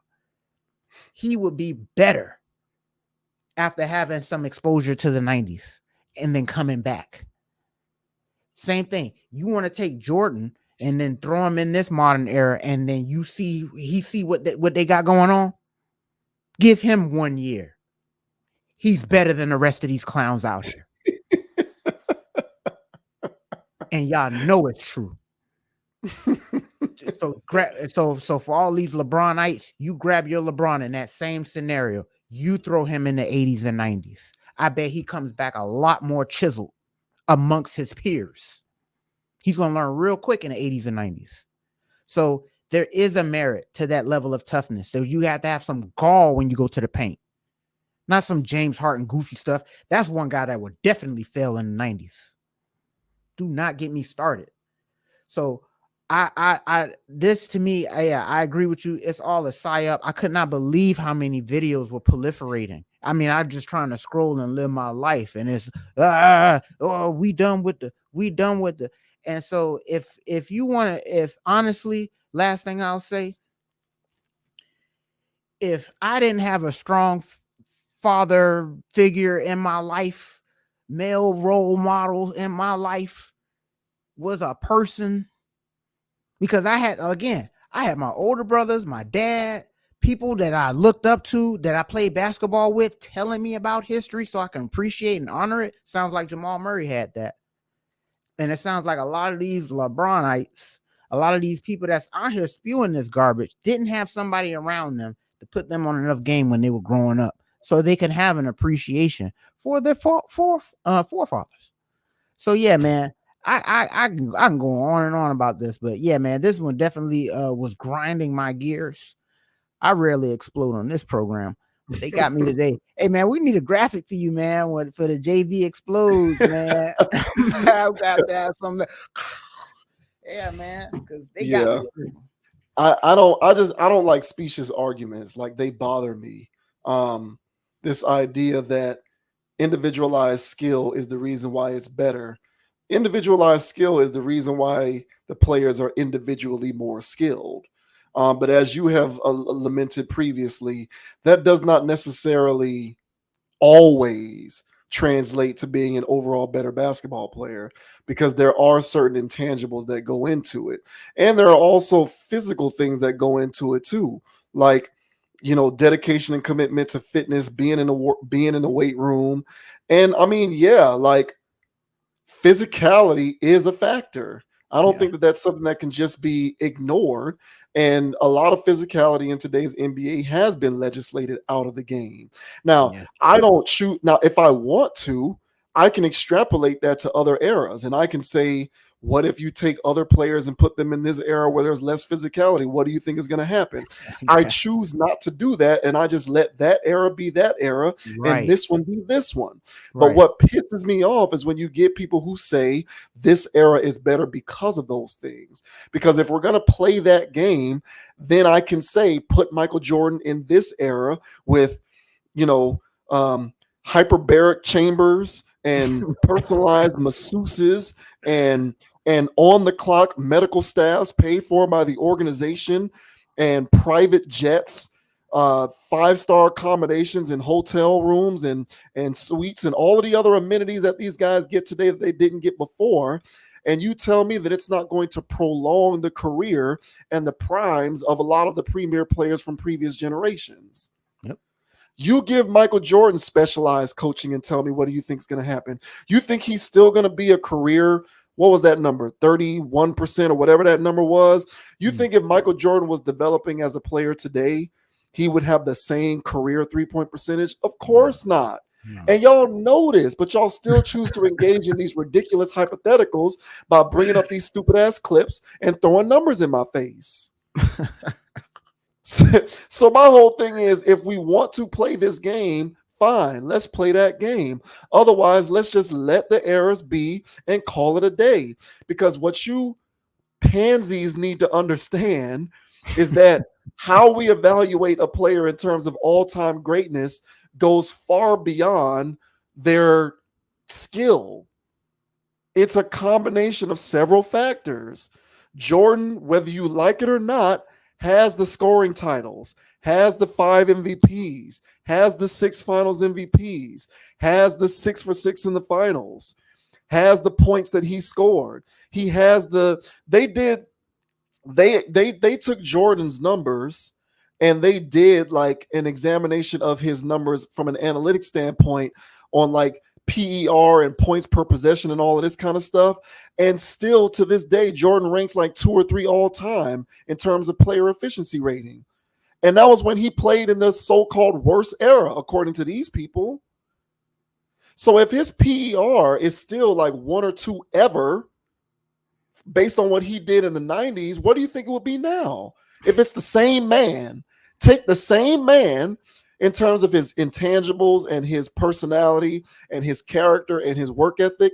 So take the same man and his physical measurables, so his height and his athleticism and all that. So you take that same person and give him the resources of today's player. You honestly think Jason Tatum's better than him? That's what I'm getting at, bro. Are you serious? Like you think these guys are better than him? You think Luka and LeBron and these people are going to be better than him? It's silly. It's silly. Like, to me, that is a laughable argument. It's a laughable conversation. It is. It's laughable. But that's what they'll do. Like these weirdo new human kids with these internet, like y'all getting these clips out and going on TikTok trying to be viral. Y'all know what y'all doing. Y'all just trying to put content to get people to come to your page so you can get more followers and all of that kind of stuff. You know damn well these are fallacious arguments, and the person with even the remote scintilla of a brain can tell and pick apart these arguments. Yep. Like, it's ridiculous. So yeah, I'm with you. I don't like any of this stuff. This stuff gets on my nerves, man. Hakeem Olajuwon has personally trained half of the league's post players in the game today. Exactly, bro. So y'all shitting on the 90s. These dudes taught a lot of these guys. You think if Hakeem was developing in today's game, he wouldn't be better than them? It's ridiculous. Like, come on, like seriously. Like like that's why I don't like doing this, because really there's no point. Like it's an exercise in futility. But at the end of the day, if we want to play this game, we can do that. We can do the hypothetical all day. We can do the hypothetical stuff all day. We really could. Mm-hmm. So I'm not buying it. Get out of here with that crap. It's BS. It's ridiculous. I'm not having it. I'm really not. You could take a guy like Vince Carter. Give Vince Carter the shooting coaches and the handle. Give whoever Curry works with for his drills, give Vince Carter that guy in his prime. Vince Carter's like a top 5 guy in the league at that point. Mm-hmm. So I'm not trying to hear this. And to boot, if Vince Carter is open and he sees a driving lane, he's gonna go dunk it on you instead of doing a step back 3 and missing it. Boy. So get out of here with this.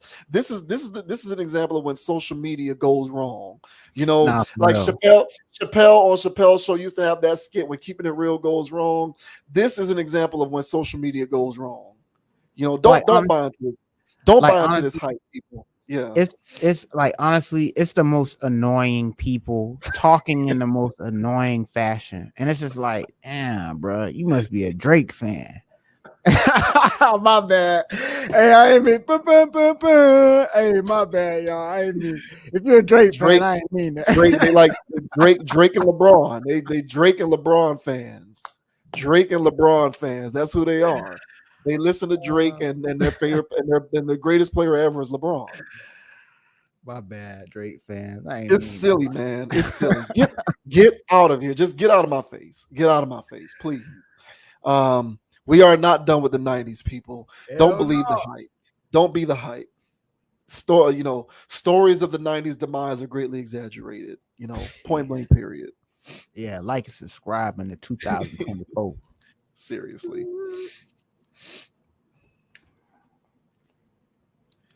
Oh, speaking of today's NBA, and speaking of a guy who I just talked about, Mr. Airball free throw man himself, Rudy Gobert, was fined $100,000 by the NBA because he intimated that refs were on a take during the game. So Rudy Gobert during the game, there was a call that went against him, and he felt some type of way about it because he felt as though it was a ridiculous, unbelievably bad call.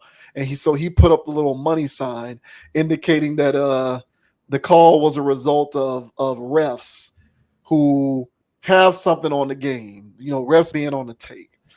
And the NBA is not having that. They do not want to even risk the idea that people would hint that there is any sort of corruption going on with professional basketball games. So this article says Rudy Gobert broke out the money sign towards the refs, so the NBA dropped the hammer and fined him $100,000.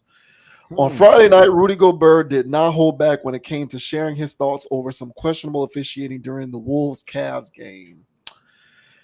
We won't play those clips. All relevant links are in the description of this video. So if you want to see Rudy Gobert holding up the little sign there, you can click on this link.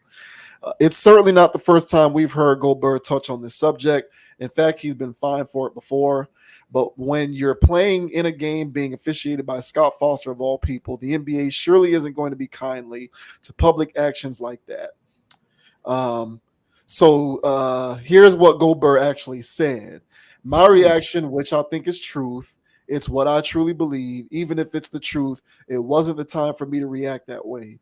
Gobert said afterward, I should have not done that. I cost my team the game, and obviously they couldn't wait to give me a tech. That was bad. That was an immature reaction. Asked to clarify what he believes, Gobert said, I made some mistakes. I airballed a dunk. He did that too. Airball and dunks.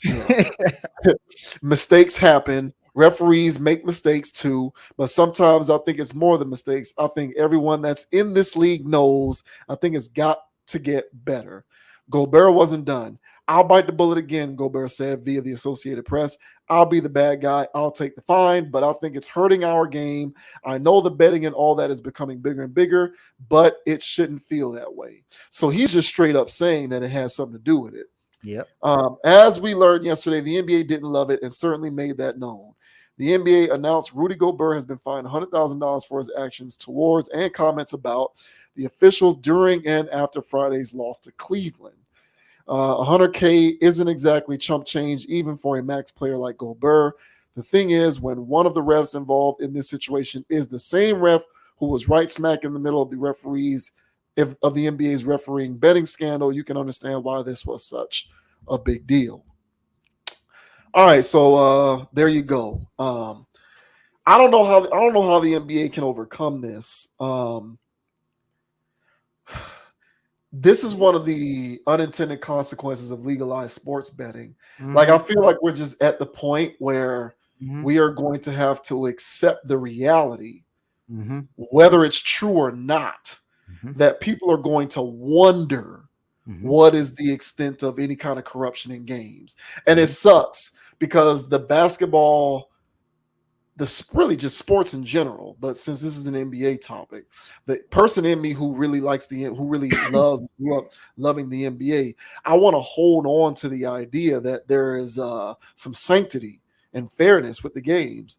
Fairness within reason, because when you're dealing with referees, there's human error. So people are still going to make bad calls because it's all subjective. It's a judgment thing. But within the scope of that, I want to believe that there isn't outside influences impacting the results of these games. And for the most part, I still tend to believe that. But at the end of the day, gambling is legalized. So there's a lot going on with this stuff. And I don't know how you figure that out. Like, I don't know how you can legislate purity in a sport where you can legally bet on it. Like, this stuff isn't underhanded anymore. I can get on my Hard Rock Bet app right now and bet on NBA games legally and make money. So that's the thing, is I don't know how the NBA can fix this. Like, I feel like we are inching, like right now, college football is basically a free-for-all. Like, it's a joke how college football is literally a free-for-all for NIL, and college basketball as well is a free-for-all, but college basketball, no one cares about it anymore because good players either don't go, sit out a year, go to the G League, go overseas. Very few of them who are going to make an impact actually go to play college basketball nowadays. So it's lost its luster. But college football is a free-for-all. And now what we're seeing with the NBA and the NFL in particular is betting is always going to, create a specter around how these games and these seasons play out. And it sucks, but honestly, I don't know any other way around it. I don't know how you fix or solve this other than to just lean into it more and just basically turn it into a Las Vegas betting spectacle where the end result may be predetermined, but at least along the way you can win some money. Like, I don't know how you fix this thing, but it sucks because it's one thing for fans to speculate this. It's another thing for a player, an active player in the game, right, to indicate that he feels like there's something fishy going on. I don't know what they're going to do about it, but I guess as long as the NBA and the rest of these corporate advertisers and these partners and these owners and the organizations can get their cut of the betting revenue, that's probably rather all they care about. Because I just kind of think that this is just all a money game at this point. Fans like me will continue to watch the games and hope for a particular outcome, but it just sucks. I don't know how they fix it other than to just completely lean into it. Yeah, I mean, sports betting is taking over the lottery. In my opinion, I think people still play the lottery, but I think that's more of an old head kind of thing. I think the new wave for new degenerates is sports gambling, myself included. Dogon _SS on DraftKings. Send me an invite. I take your cash. Okay. Now, as we continue, but yeah, I think he should have got away with. I'm French. I was doing wee wee. I was the oui, bonjour, croissant. You know what I'm saying? It's not croissant, it's croissant. It's like, okay. This guy is French. My bad, Rudy. You know what I'm saying? No fine. Take away the fine. Yeah, he's French. No fine. Yeah, but he want to double down in the interview and try to stand on business. They took 100 racks from him. Once I saw that number, I said, "Oh yeah, the league ain't playing." No, yeah, they're not. They making an example out of him. And one way you do not make it to the finals is make an enemy out of the league. If what you're saying is true, bro, you shouldn't talk so loud. So now you might have to be wondering some things, coming down the line, man. Like, can you help it, or is the next team gonna get more free throws than you? Then you're gonna be crying to the moon, but the record book's gonna say you lost. That's how the NBA does things. So, So if this is true, bro, I suggest you keep quiet, because now he's made an enemy out of Mr. Foster, and ask Chris Paul. If you want to be on Scott Foster's bad side, all right. This guy here, it's incredible that he's still in the league, that he's still officiating games. If anybody else's name was tied in any other kind of scandal where it was illegal, this guy wouldn't, at least at minimum, not be in the NBA. But this guy is still officiating, still doing his thing, because honestly, I don't think nobody can shave points better. When I was yeah, man, once you get to him, that's why, you know what I'm saying, him, Tony Brothers, you know what I'm saying? Yeah. They know what they doing now. They got it down to an algorithm. What do they human error? Whoops. I love I hate this conversation so much. I hate hey man, I really do, man. I hate this. I'm sorry, sir. But so for Gilbert, honestly, man, like top 5 hated player in the NBA. I don't know why everybody hates him so much. I mean, he's a bit of an ass, I guess, in person. Yeah, but this doesn't help his personality. Doesn't help anything. Throwback kind of player, man. In the paint, really don't shoot threes, block shots, post up, air balls, dunks. Oh yeah, bro, you gotta see that highlight. I was like, well, why would he? I don't even know how you airball a dunk. It was still in his hands. Yeah, well, today's players are better than the 90s. That's what I'm being told. Rudy Gobert has taken over from JaVale McGee in terms of like blunders. Like Rudy Gobert with his airball free throws and his airball dunks. Yeah, JaVale McGee previously was the guy who was the poster child for stuff like that. In his old Wizards days. Yes. Yeah, right. Yeah. Now, well, even when he was I think when he was on the Nuggets too, JaVale McGee used to be on Shaq and the Fool every week when he was on the Nuggets, just doing dumb stuff. Like, what are you thinking? But I will say JaVale McGee is one of those people that I was happy for when he got his championship on the Warriors. Yes. I was like, good for you, bro, because you deserve that. Mm-hmm. But yeah, I hate this conversation. I really do, because I just want sports to be pure, but they're not. It's a free for all, and so that's my thing. Is like, and we do this in the media too. We never consider the unintended consequences. So everybody on every sports network and every pro player advocate in the mainstream media was all about player empowerment, was all about NIL and college sports.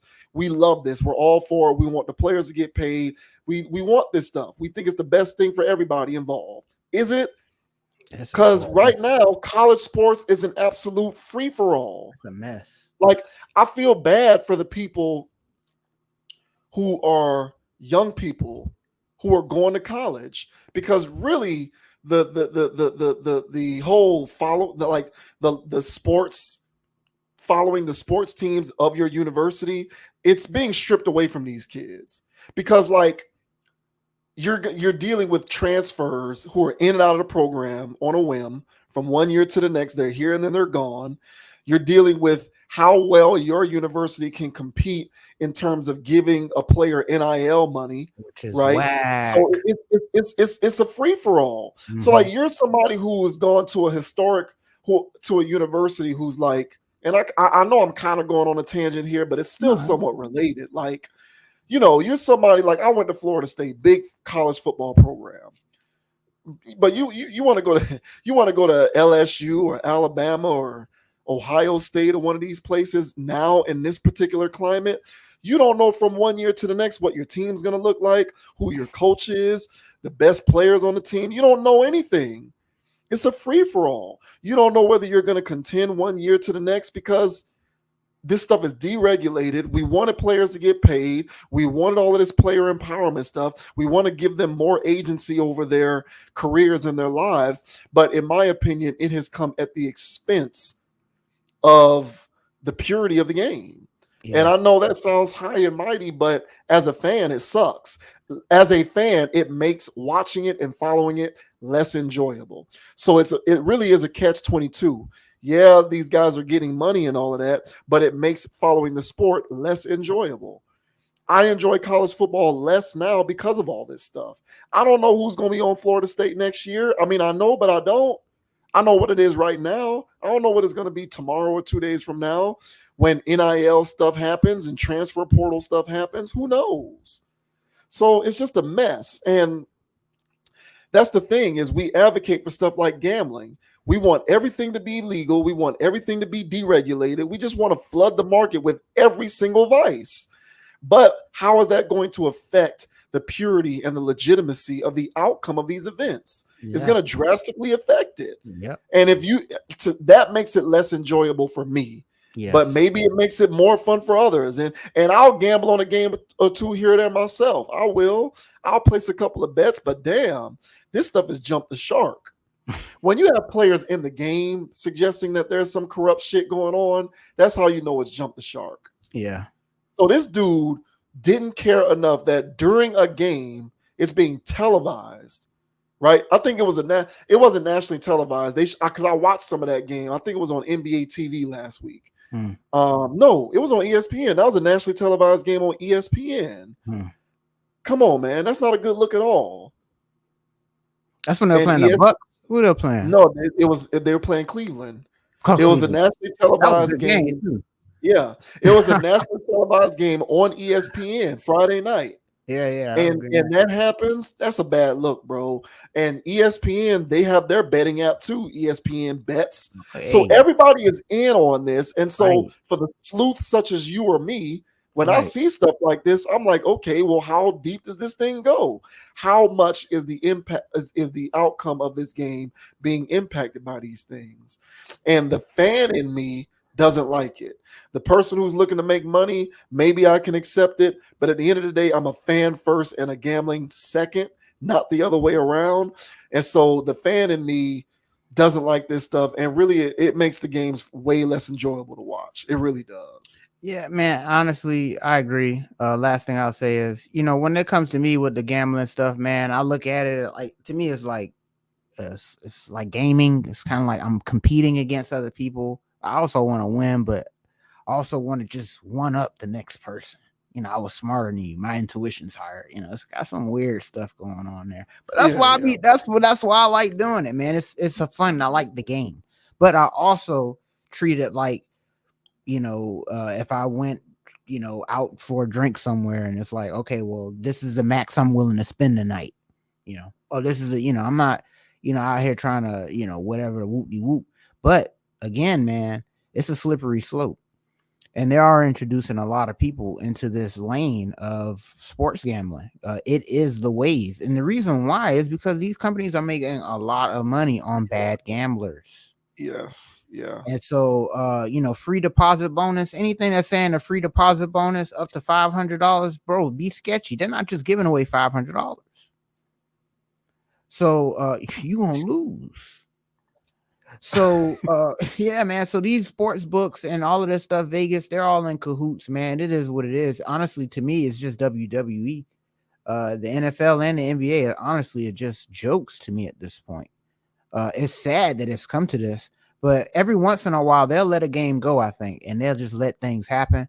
But when it's crunch time and they got their agenda to push and they got a team to get into a playoff or whatever, you start to see some wonky stuff. You start to see some wonky stuff, but we've all known it. Oh man, look at these calls. They just won a game 7. We already knew that.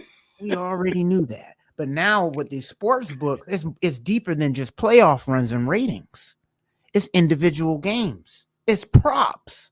There's all kinds of things going on in one Cleveland Cavalier Timberwolf game. This ain't the Lakers and Celtics. And so his whole point was, hey man, there was a series of calls that led to me doing this. Because I had my suspicions, but now you're doing it. I'm watching you. Yeah. We. So hey man, next time, Mr. Gobert. All right, man, just tell him this is French, and you don't habla any English. Yeah. Rudy Gobert is not doing himself any favors, man, because he was persona non grata because of what he did during the pandemic, when he was making a joke when he was touching and breathing on the microphones. Yeah, man, so he was already on a lot of people's shit list with that. And then there's this and him choking out Draymond Green. So no, he got choked out by Draymond. And by the way, Draymond put him in a headlock. Draymond got fined $25K for choking him out. This man got $100K for doing this. Hey, lead priorities, baby. Don't mess with us. Man. Don't mess with us. I hate this, man. Whatever. It is what it is. I have to find another outlet to put my faith in, because it's just a free for all at this point. All sports are a free for all. High school sports at this point are probably the only sports left that are not free for alls. I don't know, bro. It's kind of, we'll talk about that too, but that's going off the rails too, man. Everything. It's so sad. All right, so the two ladies that you see here are Joy Taylor and Taylor Rooks.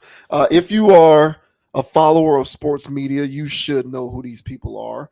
Joy Taylor is pretty big. She's on FS1. She's on the Speak Show with Emmanuel Acho and LaShawn McCoy. Taylor Rooks is a sports podcaster. She's also featured a lot on the TNT stuff.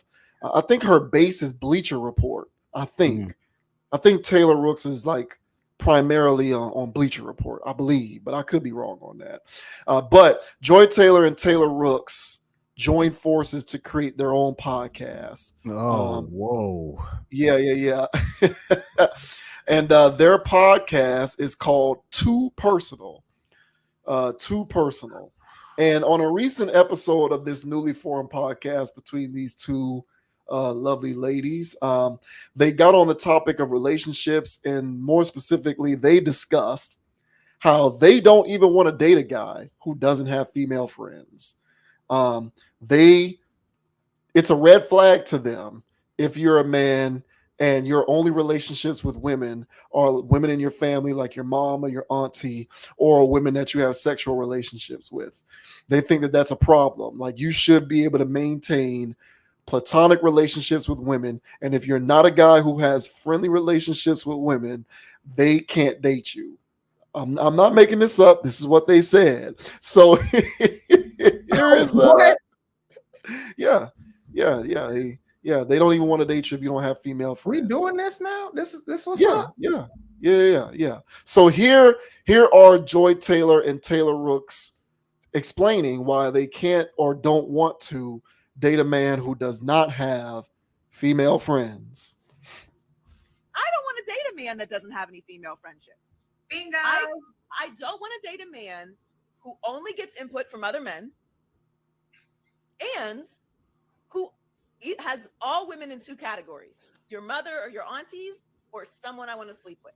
You have to have a broader spectrum on women and their value in your life if you're going to be with me. Totally. This can't be real. Only getting information and opinions from other men sounds terrifying.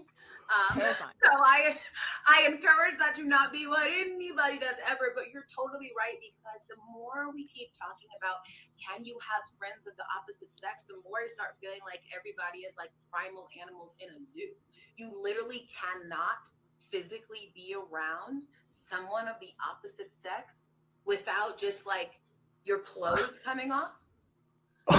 and I would never have any relationship that I'm ever in. Like, I'm not going to tell my partner, you can't be around women, because if I feel like I have to tell you that, what does that say about what I think you're like when I'm not with you? That I can't trust you to be around women. Oh my God. But platonically. I would say that says more about my choices and who I'm with. Because I'm never going to feel like I have to control you or I have to monitor the friendships that you are in. What? What, bro? Hold up. Yeah, go ahead. Yeah. Okay, what is this? So this day Ocho Cinco, this day nightcap. This what we doing? They talk Apparently, about sports. They talk about sports and other things. It's what it looks like. Yeah. I mean, because I'm speechless here.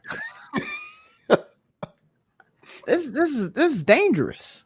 All right, first of all, I take offense to this. And this is from a guy. This is from a guy who has female friends. Guess what? Miss Joy Taylor? Miss Taylor Rook. It don't matter. It don't matter. I wish I could do my most evilish laugh. When I tell them about I got friends. Here's the catch. I'm not attracted to them. Here's the other catch. I don't know it for sure because I ain't asking no questions. But they're attracted to me on some level. And it's not all the way appropriate. I don't really dap them up like I dap my sisters. I do.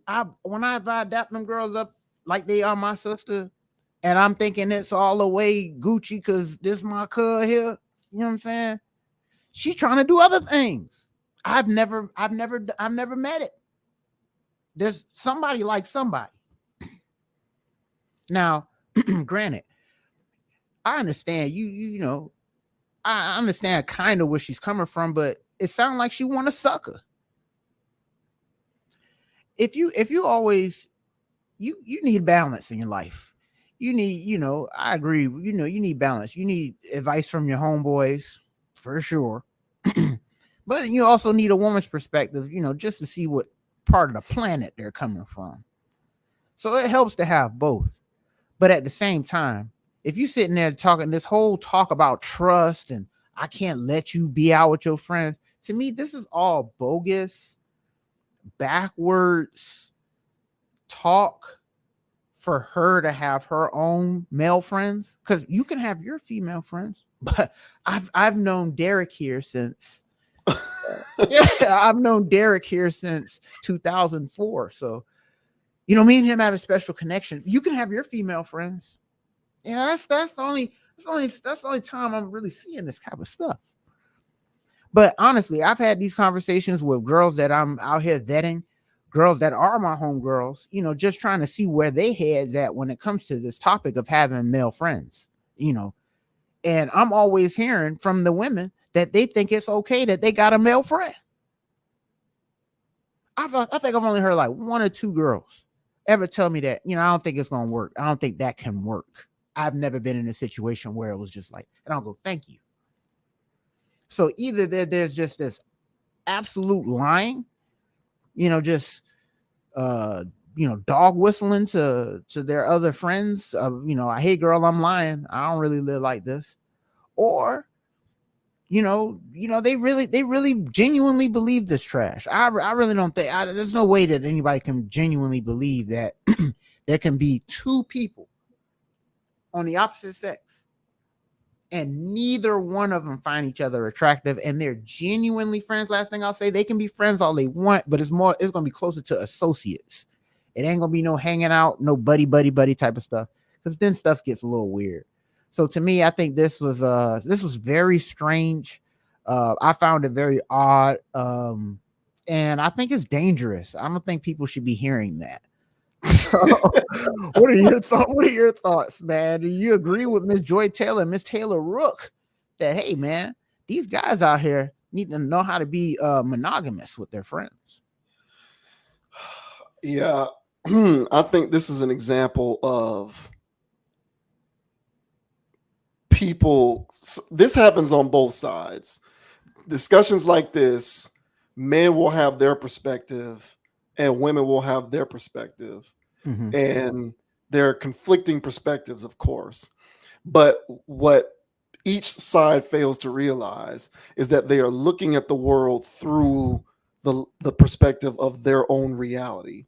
So what I think they're doing is I think they're looking at the world through a woman's reality. They can't. They're not taking into account what a man's reality truly is.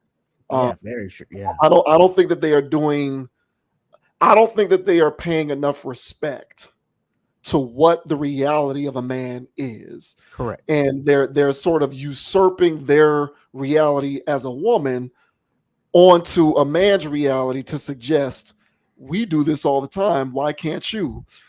And I think that that's a grave mistake with respect to this conversation. No, I don't really agree with what they are saying. But as you suggested, women get approached by men all the time. Mhm. So the thing with women, the thing with a woman, the reality of a woman is such that they're always going to be in regular communication with men, not because them or those men are trying to make friends with them, but it's literally because statistically speaking, there are so many men trying to talk to women. A woman is getting approached by so many men on a very regular basis that just by the sheer numbers, it's going to work itself out in such a way that a couple of those guys are going to stick as platonic friends, so to speak. But what you're not going to get me to believe is that those guys wouldn't sleep with you if given the opportunity. Like that to me is ridiculous. Right. So the thing about it is, if we are going to level the playing field here, they're saying they don't want to date a woman who doesn't have female friends. I'm assuming that they live in a reality in which they have male friends. Now, they are in a reality in which they have male friends, but those guys will sleep with them. Right. So if I have my female friends, which is what you say you want a man to have female friends. That's a requirement for you to date them, is that he has female friends. Please understand that those women want to have sex with your guy. Now, if you can live with that, if you can live with knowing that those women want to sleep with your man, No. then fine. Everybody just has a bunch of friends of the opposite sex, and it is what it is. But I don't think in their heart of hearts No. they would be able to be content with the ongoing reality that their man's female friends would have sex with them if given the opportunity. Does that make sense? Yeah, absolutely. So that's why I don't really like this, because I feel like it is being disingenuous towards the full scope of the conversation. Like, okay, let's say you do have male friends. Those guys want to sleep with you. Don't get it twisted. Even the dudes who are, let's say you have male friends and those guys are married. Mhm. Those guys will sleep with you too. Right. You know what I'm saying? Like, what are we talking about? You know what they should have done? They should have qualified their statements by saying, I don't want to date a man who doesn't have female friends who have a man. Like, say something like that, because that would give it a little more credence than just saying flatly, I can't date a guy who doesn't have female friends, because that guy wants to sleep with some of those female friends of his. And some of those female friends want to sleep with him too. Just like a lot of your male friends want to sleep with you. So, you know what I'm saying? It's like, let's call a spade a spade. If we are suggesting that you think or you glean from a man that he can maintain a healthy relationship with a woman based in part with his ability to maintain a healthy non-sexual relationship with another woman, please understand that that woman does want to sleep with him. Just like those guys want to sleep with you, even if they're in relationships. There's some sexual attraction there. In my lifetime, I've had, full disclosure, two women who I would say they're friends. So not counting women who are like much older than me, So I have women in my life who I would say she's my friend, but we're talking women who are much older than me and they've been married for 20, 30 years and all of that kind of stuff, right? But if we're talking women who are around my age range or younger women, I've had two women who are friends, who I would call friends. One of them I've known since elementary school, and there's never been any sort of sexual chemistry between the two of us. And the other one, we did have a sexual relationship at first, but we figured out how to coexist as friends moving forward, largely because of her maturity, not mine. But the point is, I've only had two. Every other woman who has introduced herself to me, approached me, said hi to me, been nice to me throughout my entire life, they wanted to sleep with me. Exactly, bro. So what am I supposed to do? Put them in the friend zone? Was I supposed to cognitively turn away from their sexual advances and say, "Oh no, I'd rather be your friend because I want to be able to maintain platonic female relationships"? No guy does that. And to suggest that men should be on that is it shows me that you are disregarding what the reality of a man actually is, what a man's reality actually is. You look at life from the prism of your reality as a woman, which is fine, but don't superimpose that reality onto the reality of a man. We live two completely different existences. And I feel like women forget that. Like they really, like, a lot of women forget we are not the same. We don't live the same reality. We don't. I've been approached and I listen, there have been throughout my life, it's been dozens of women that have come and gone through my, it's been a lot. Okay. None of them have just wanted to be my friend. None of them. Exactly. So what was I supposed to do? None of them have wanted to be my friend. So is that my fault because they didn't want to be my friend and I couldn't have a platonic female friendship? I don't exactly know what they're suggesting with these comments. The only thing that I can take from this is that they are disregarding the actual reality of a man. Yeah. That's the only thing that I can conclude from this. Because if you understood the reality of a guy, unless he's a guy that women just find completely unattractive, no guy lives that kind of reality where they just have an ample amount of female platonic friendships. And if it is a guy like that, you wouldn't date him either. That's the part about this that's so wild to me. Your favorite thing, well, one of your favorite, echo chambers. That to me sounded like, like, have you ever bounced these thoughts off of somebody else's head before you went on air and said this? This the part about it. My thing is that I feel like it's dangerous is because I feel like there's some sisters out there that's just gonna take that and run with it. Again, this is from a guy that has female friends. I got two. Yeah, I could say I got two, 1.5. Yeah, one and a half. Yeah. I would say I have 1.5 because one of them I slept with. Yeah, so it's like 1.5, but still, it's you know what I'm saying. For the one that's solid, that's my dog. That's my dog. But she's so much my dog. We don't talk like that, and that's just fine. I'm talking about these clowns out here that's gonna try to run some game on me. That me and my homeboy about to run and get some coffee. No. See, and that's my thing. The only reason why she would try to disarm me like that, Bob, you can have your female friends so long as she can have her male friends. I swear this is where Mrs. Taylor and her friend are coming from, especially Miss Taylor.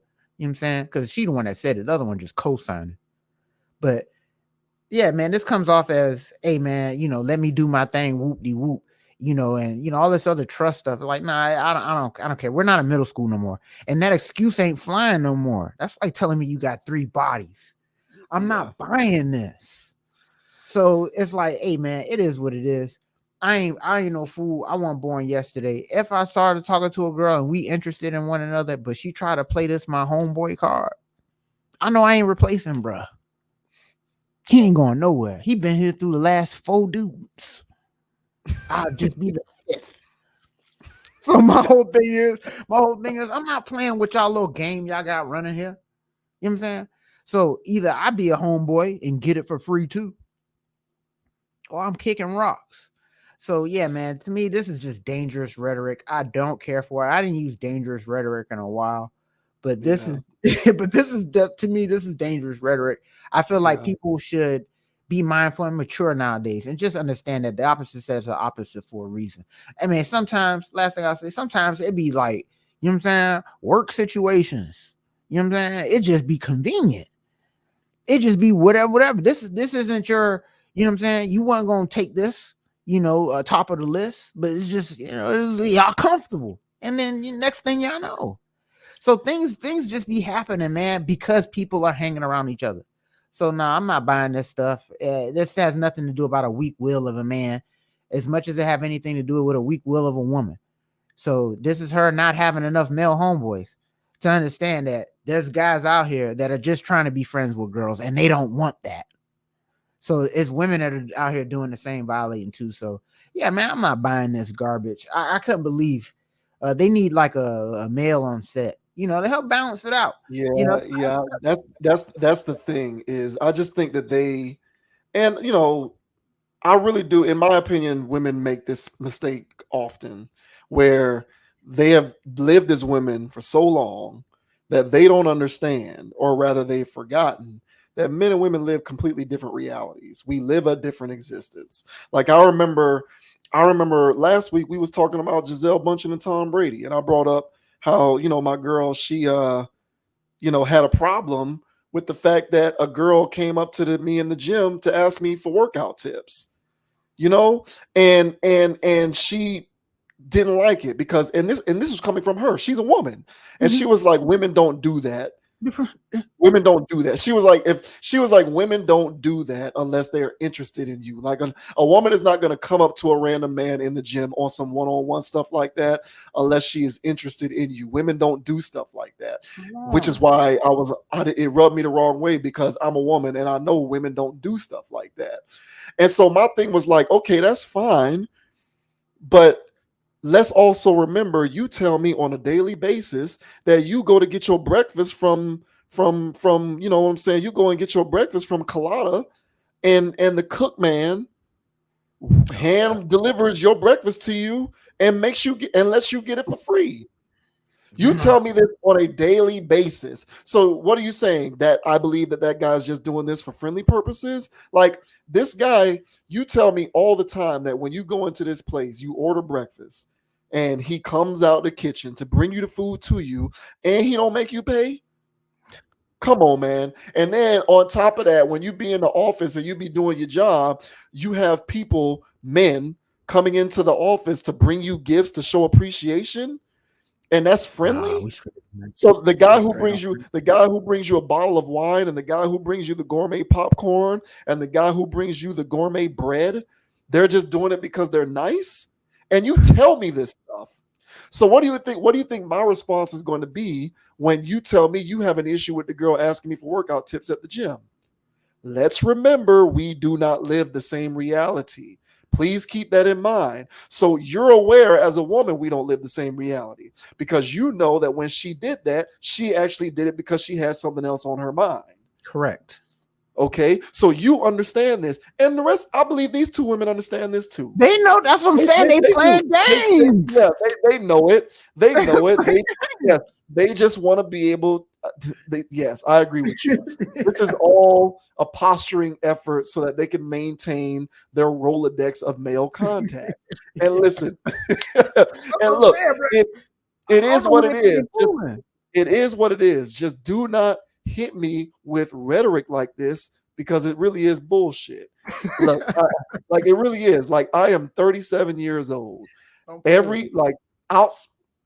am 37 years old. There have been so many women who have approached me throughout my life, and vice versa. Those women did not want to be my friend. They didn't want to be my friend. None of them. Okay, it's a two-way street. You want to tell me that as a man, I need to be able to maintain platonic relationships with women? Well, why don't you tell all those women who approach me to try and be platonic? Tell those women to not come up to me on some non-platonic stuff, and maybe we can talk afterwards. Those women don't want to be my friend any more than I don't want to be their friend. This works both ways. They don't want to be my friend either. So yeah, I just think that these were goofy comments. I don't know. Again, bro, I don't know what planet. I don't know what that was, but try again, Joy, man. Like for real, like we too old now, man. Like we can't go for that. Yeah, I know get I it. ain't Yeah. going for that. She's smart otherwise. She's smart. I'm a fan of her work. I don't really see Taylor Rooks as much, but I see Joy Taylor a lot because I like the Speak Show. So I'm a fan of her work. She's a smart person. Yeah. I just think these are goofy comments. Like, You I know, don't that's know what game. that is. I don't know what Game. that is. She trying to disarm you. Don't play with me. Yeah. Come I off find that it very little- hard to believe that she's gonna, because you've heard that whole thing. Women find it attractive. Like, women find men attractive who other women find attractive. Mhm. Right? So, you want to be with a man where there's a plethora of women that they don't find attractive or that they wouldn't want to be with. You wouldn't even want to date that guy anyway. So I don't know. There's a lot of layers to this thing, but I just think that those were goofy comments, yo. And honestly, bro, if there's some dude running around here just being super platonic to every female that he encounters, like, dude, that's the man you want. Exactly. Like, Yeah. so, like, come on, let's be realistic, Joy. Yeah. Try again, Miss Taylor. Yeah. I'm a fan. I'm still a fan of you. I'm still a fan of you, Joy. I just disagree on this one. We disagree. Ain't no shade. You know what I'm saying? Just underscore Dogon underscore at Yeah. Ain't no shade. We can be friends all day. Yeah. I ain't gotta try you. Yeah, we just disrespect on it. We just disagree on this one. That's all. Shouts out to Joy Taylor, brother of Jason Taylor, and all-time great Miami Dolphin. I'm always have love for Joy Taylor. Go fans. Skirt. Yeah. And last but not least, we have an exhibition fight between Mike Tyson and Jake Paul. Speaking of no sanctity in sporting events and predetermined outcomes, we got this whole thing coming up. So they've sealed the deal. Exhibition fight between Jake Paul and Mike Tyson, and it's going to be a big draw for sure. So this article here says Jake Paul versus Mike Tyson to witness upwards 65,000 in attendance at AT&T Stadium. The upcoming fight between Jake Paul and Mike Tyson is on its way to making history. As per reports, the fight, heavily hyped already, is all set to welcome a staggering number of spectators that could potentially be among the highest in recent history. On July 20th, 57-year-old Tyson will enter the ring 4 years after his last exhibition bout. For his fight against the young Paul, the latter's promotion company, Most Valuable Promotions, along with streamer partner Netflix, is leaving no stone unturned in making the event as big as possible. For it, the majestic AT&T Stadium in Arlington, Texas, has been roped in as the venue. However, these numbers, if believed, could make the fight bigger than any fight both of them have undertaken previously. On his MMA Hour show, Ariel Helwani spilled some major beans regarding the planning of the upcoming showdown between the two big names of boxing. He reported that while it is not confirmed wholly, organizers are looking at about 65,000 to 80,000 spectators being in attendance on fight night. He noted it hasn't been decided. They're working on it right now, I'm told, in terms of what the configuration will be, but it's going to be somewhere around 65,000 to 80,000 in terms of spectators. Absurd. His last fight against Ryan Berlin, which took place in San Juan, Puerto Rico, housed about 20,000 people. On the other hand, Iron Mike's last exhibition fight against Roy Jones Jr. reportedly saw about 6,000 people in attendance. A number as massive as 65,000 is collectively larger than both these fights combined. To understand the significance of this number, it is necessary to juxtapose it with the biggest boxing attendance in history. So there you go. 65,000 could reportedly be in attendance for this fight. I don't know what I don't know, man. It's an exhibition. It's Mike Tyson and it's Jake Paul. I don't know. What do you think about this? You a fan of this? No, hell no, dog. And I feel like how you felt with the basketball one on this one, man, where I just had a conversation with myself. It's just like, bro, everything's done, bro. Like there's there's nothing pure anymore. Now boxing been done took a left, no pun intended. Yes. Yeah. You know what I'm saying? It's I don't know what they've been up to, but this, quite frankly, is probably just the idea of it in itself is the most embarrassing thing. I can't even think. If Mike Tyson has nothing to gain from this but a check, and man, I guess times be hard, bro. You know what I'm saying? Maybe this is last cash out. Yeah, and you know what I'm saying? Just once I do this, I'm good. And that's his last score, and he don't need no more paychecks. Maybe that's what this is, a little retirement thing for him. But his legacy lived in mythology. It precedes him.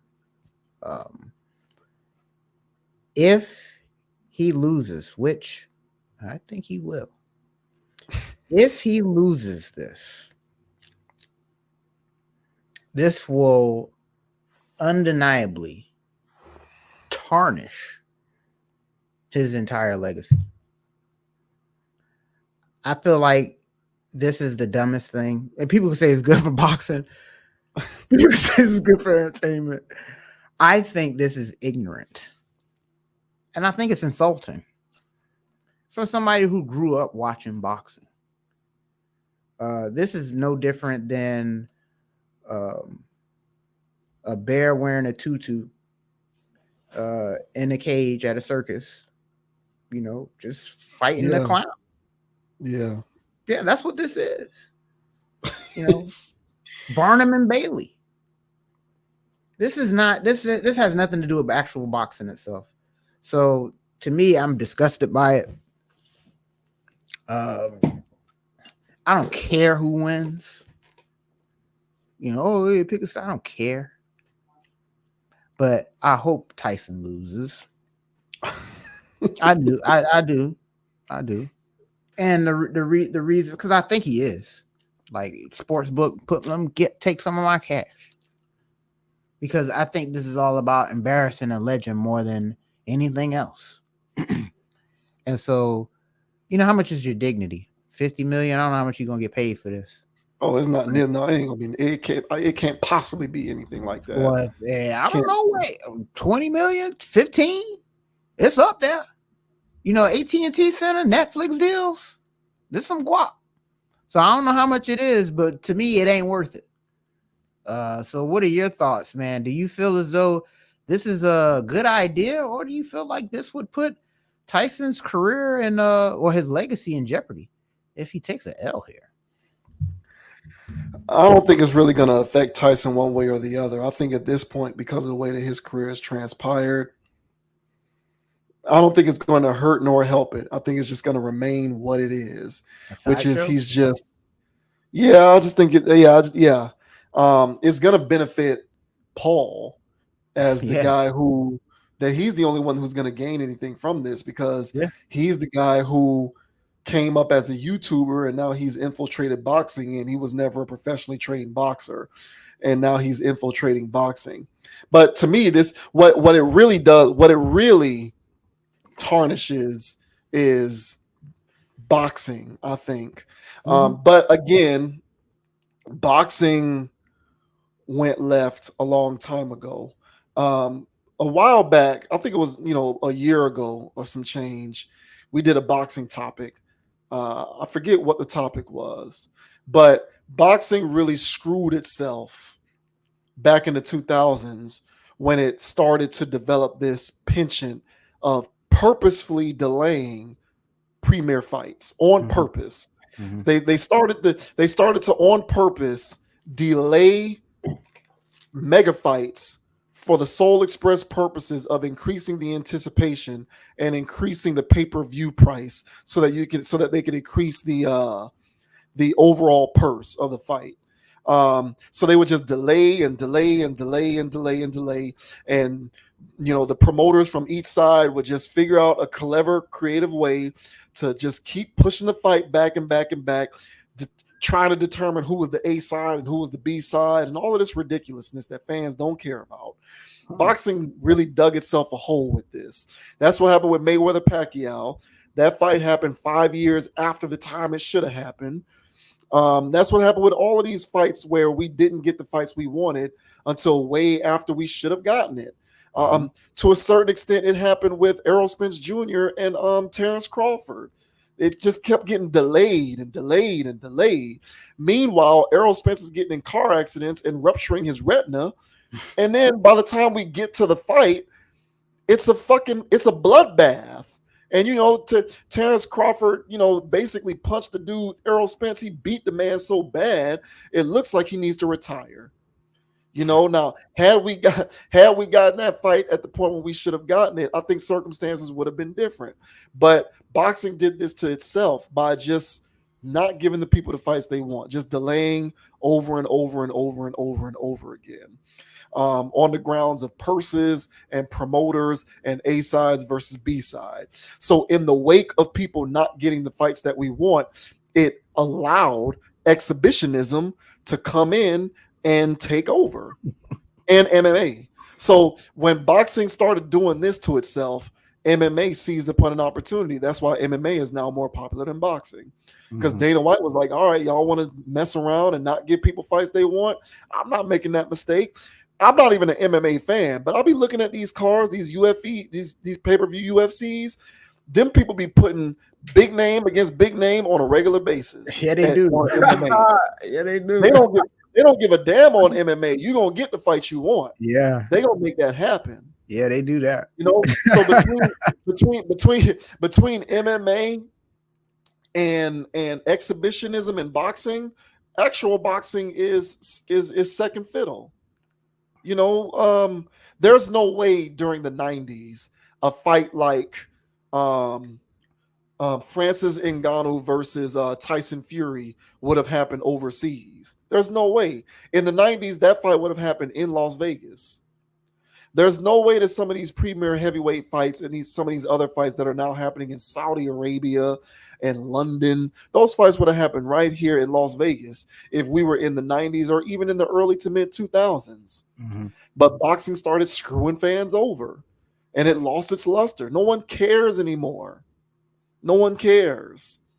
So it's ridiculous. I agree. I think this tournament, I think it doesn't affect Tyson either way, in my opinion. I think people look at Tyson the way he does, the way they do now, and that's just what it's going to be.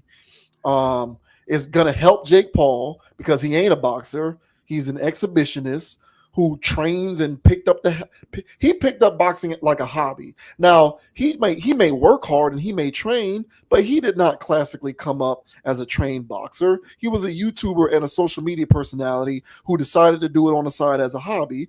But when you have a sport that's so vulnerable, people like that can come in and take over. Him and his brother. So it's going to help him, and it's going to, make boxing look even more like a circus, even more like the circus that it is. But it has nothing to blame but itself when it started doing this thing of just not giving people the fights they want, delaying fights on purpose. When they started doing that, with people like Don King and Bob Arum, people like that wrecked boxing. They destroyed it. And so there's no pieces to pick up because everybody is either doing MMA or everybody's a social media influencer or somebody who's not a boxer trying to get into boxing. And Ngannou was an MMA guy, decided to try boxing because why not? Because who respects boxing anymore? All of these people, some of these other people who have tried to cross over from other sports and come into boxing. Why that would never have happened in the 90s because it was respected as an art form way more back then. You knew if you step into the ring with an actual boxer, you're going to get your head clobbered in.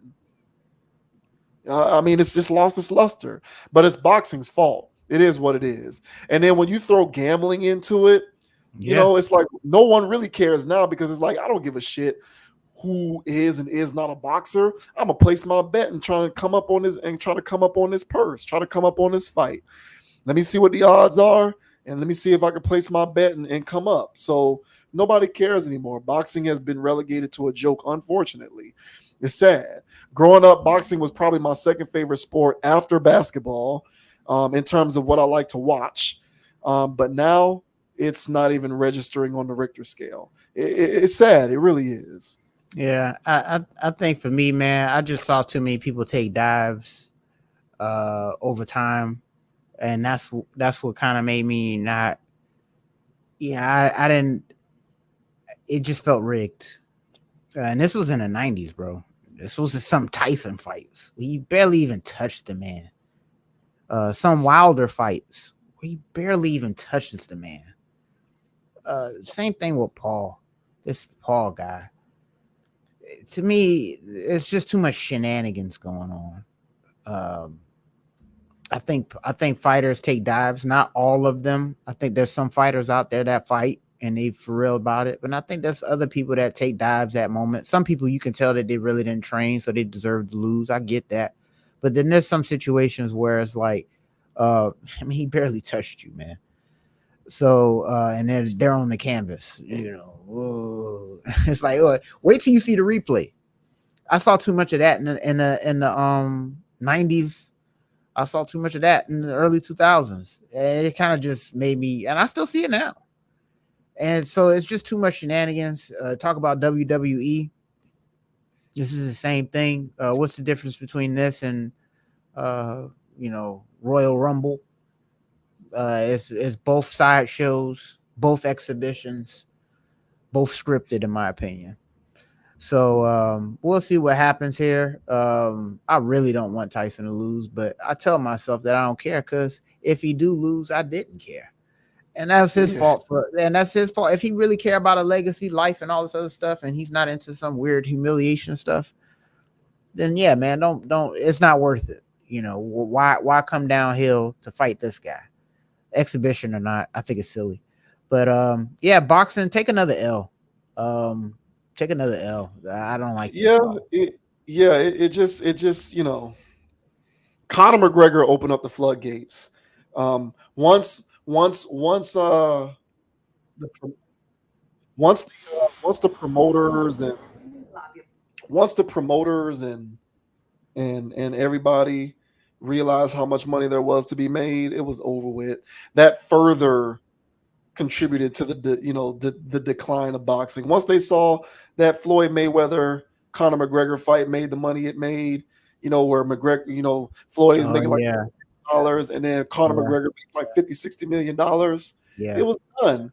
So you got people like Frank Mir and Anderson Silva and several other people, Nate Diaz, who just decided, let me just try boxing. I don't think you would have ever seen that in its heyday.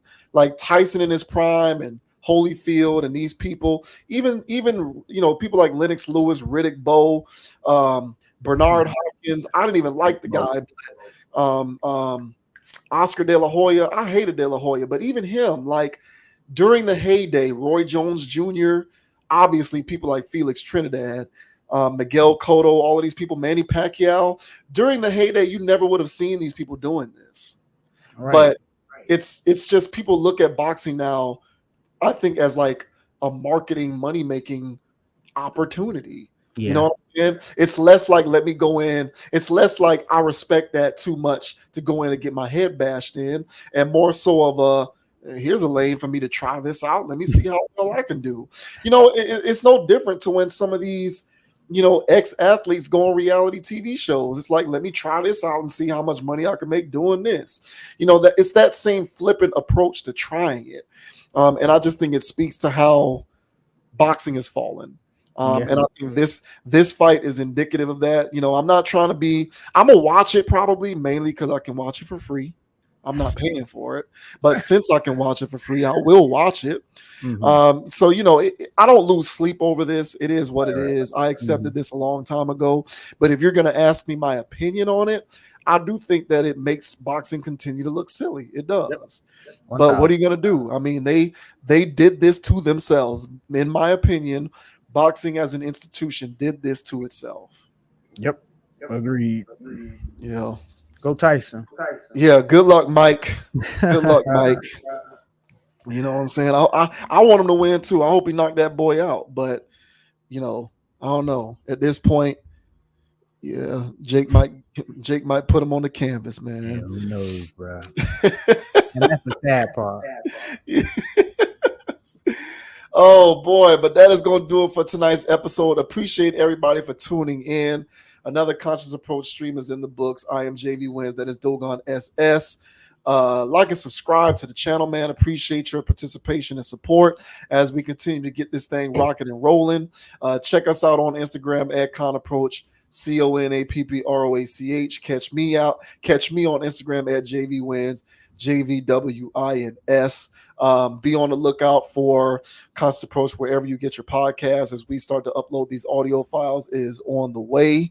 Thank you for tuning in. Thank you for joining the community. Thank you for joining the tribe. We most certainly appreciate it. And until the next time, stay solid, stay on your square, and we'll catch you on the flip side. Yeah. And the name is Dogon SS. And you can find me on Instagram at Dogon_SS and on YouTube at Dogon_SS. Also on DraftKings, all right, Dogon_SS over there as well. And as I say on every pod, peoples, all right, don't be too high, don't be too low.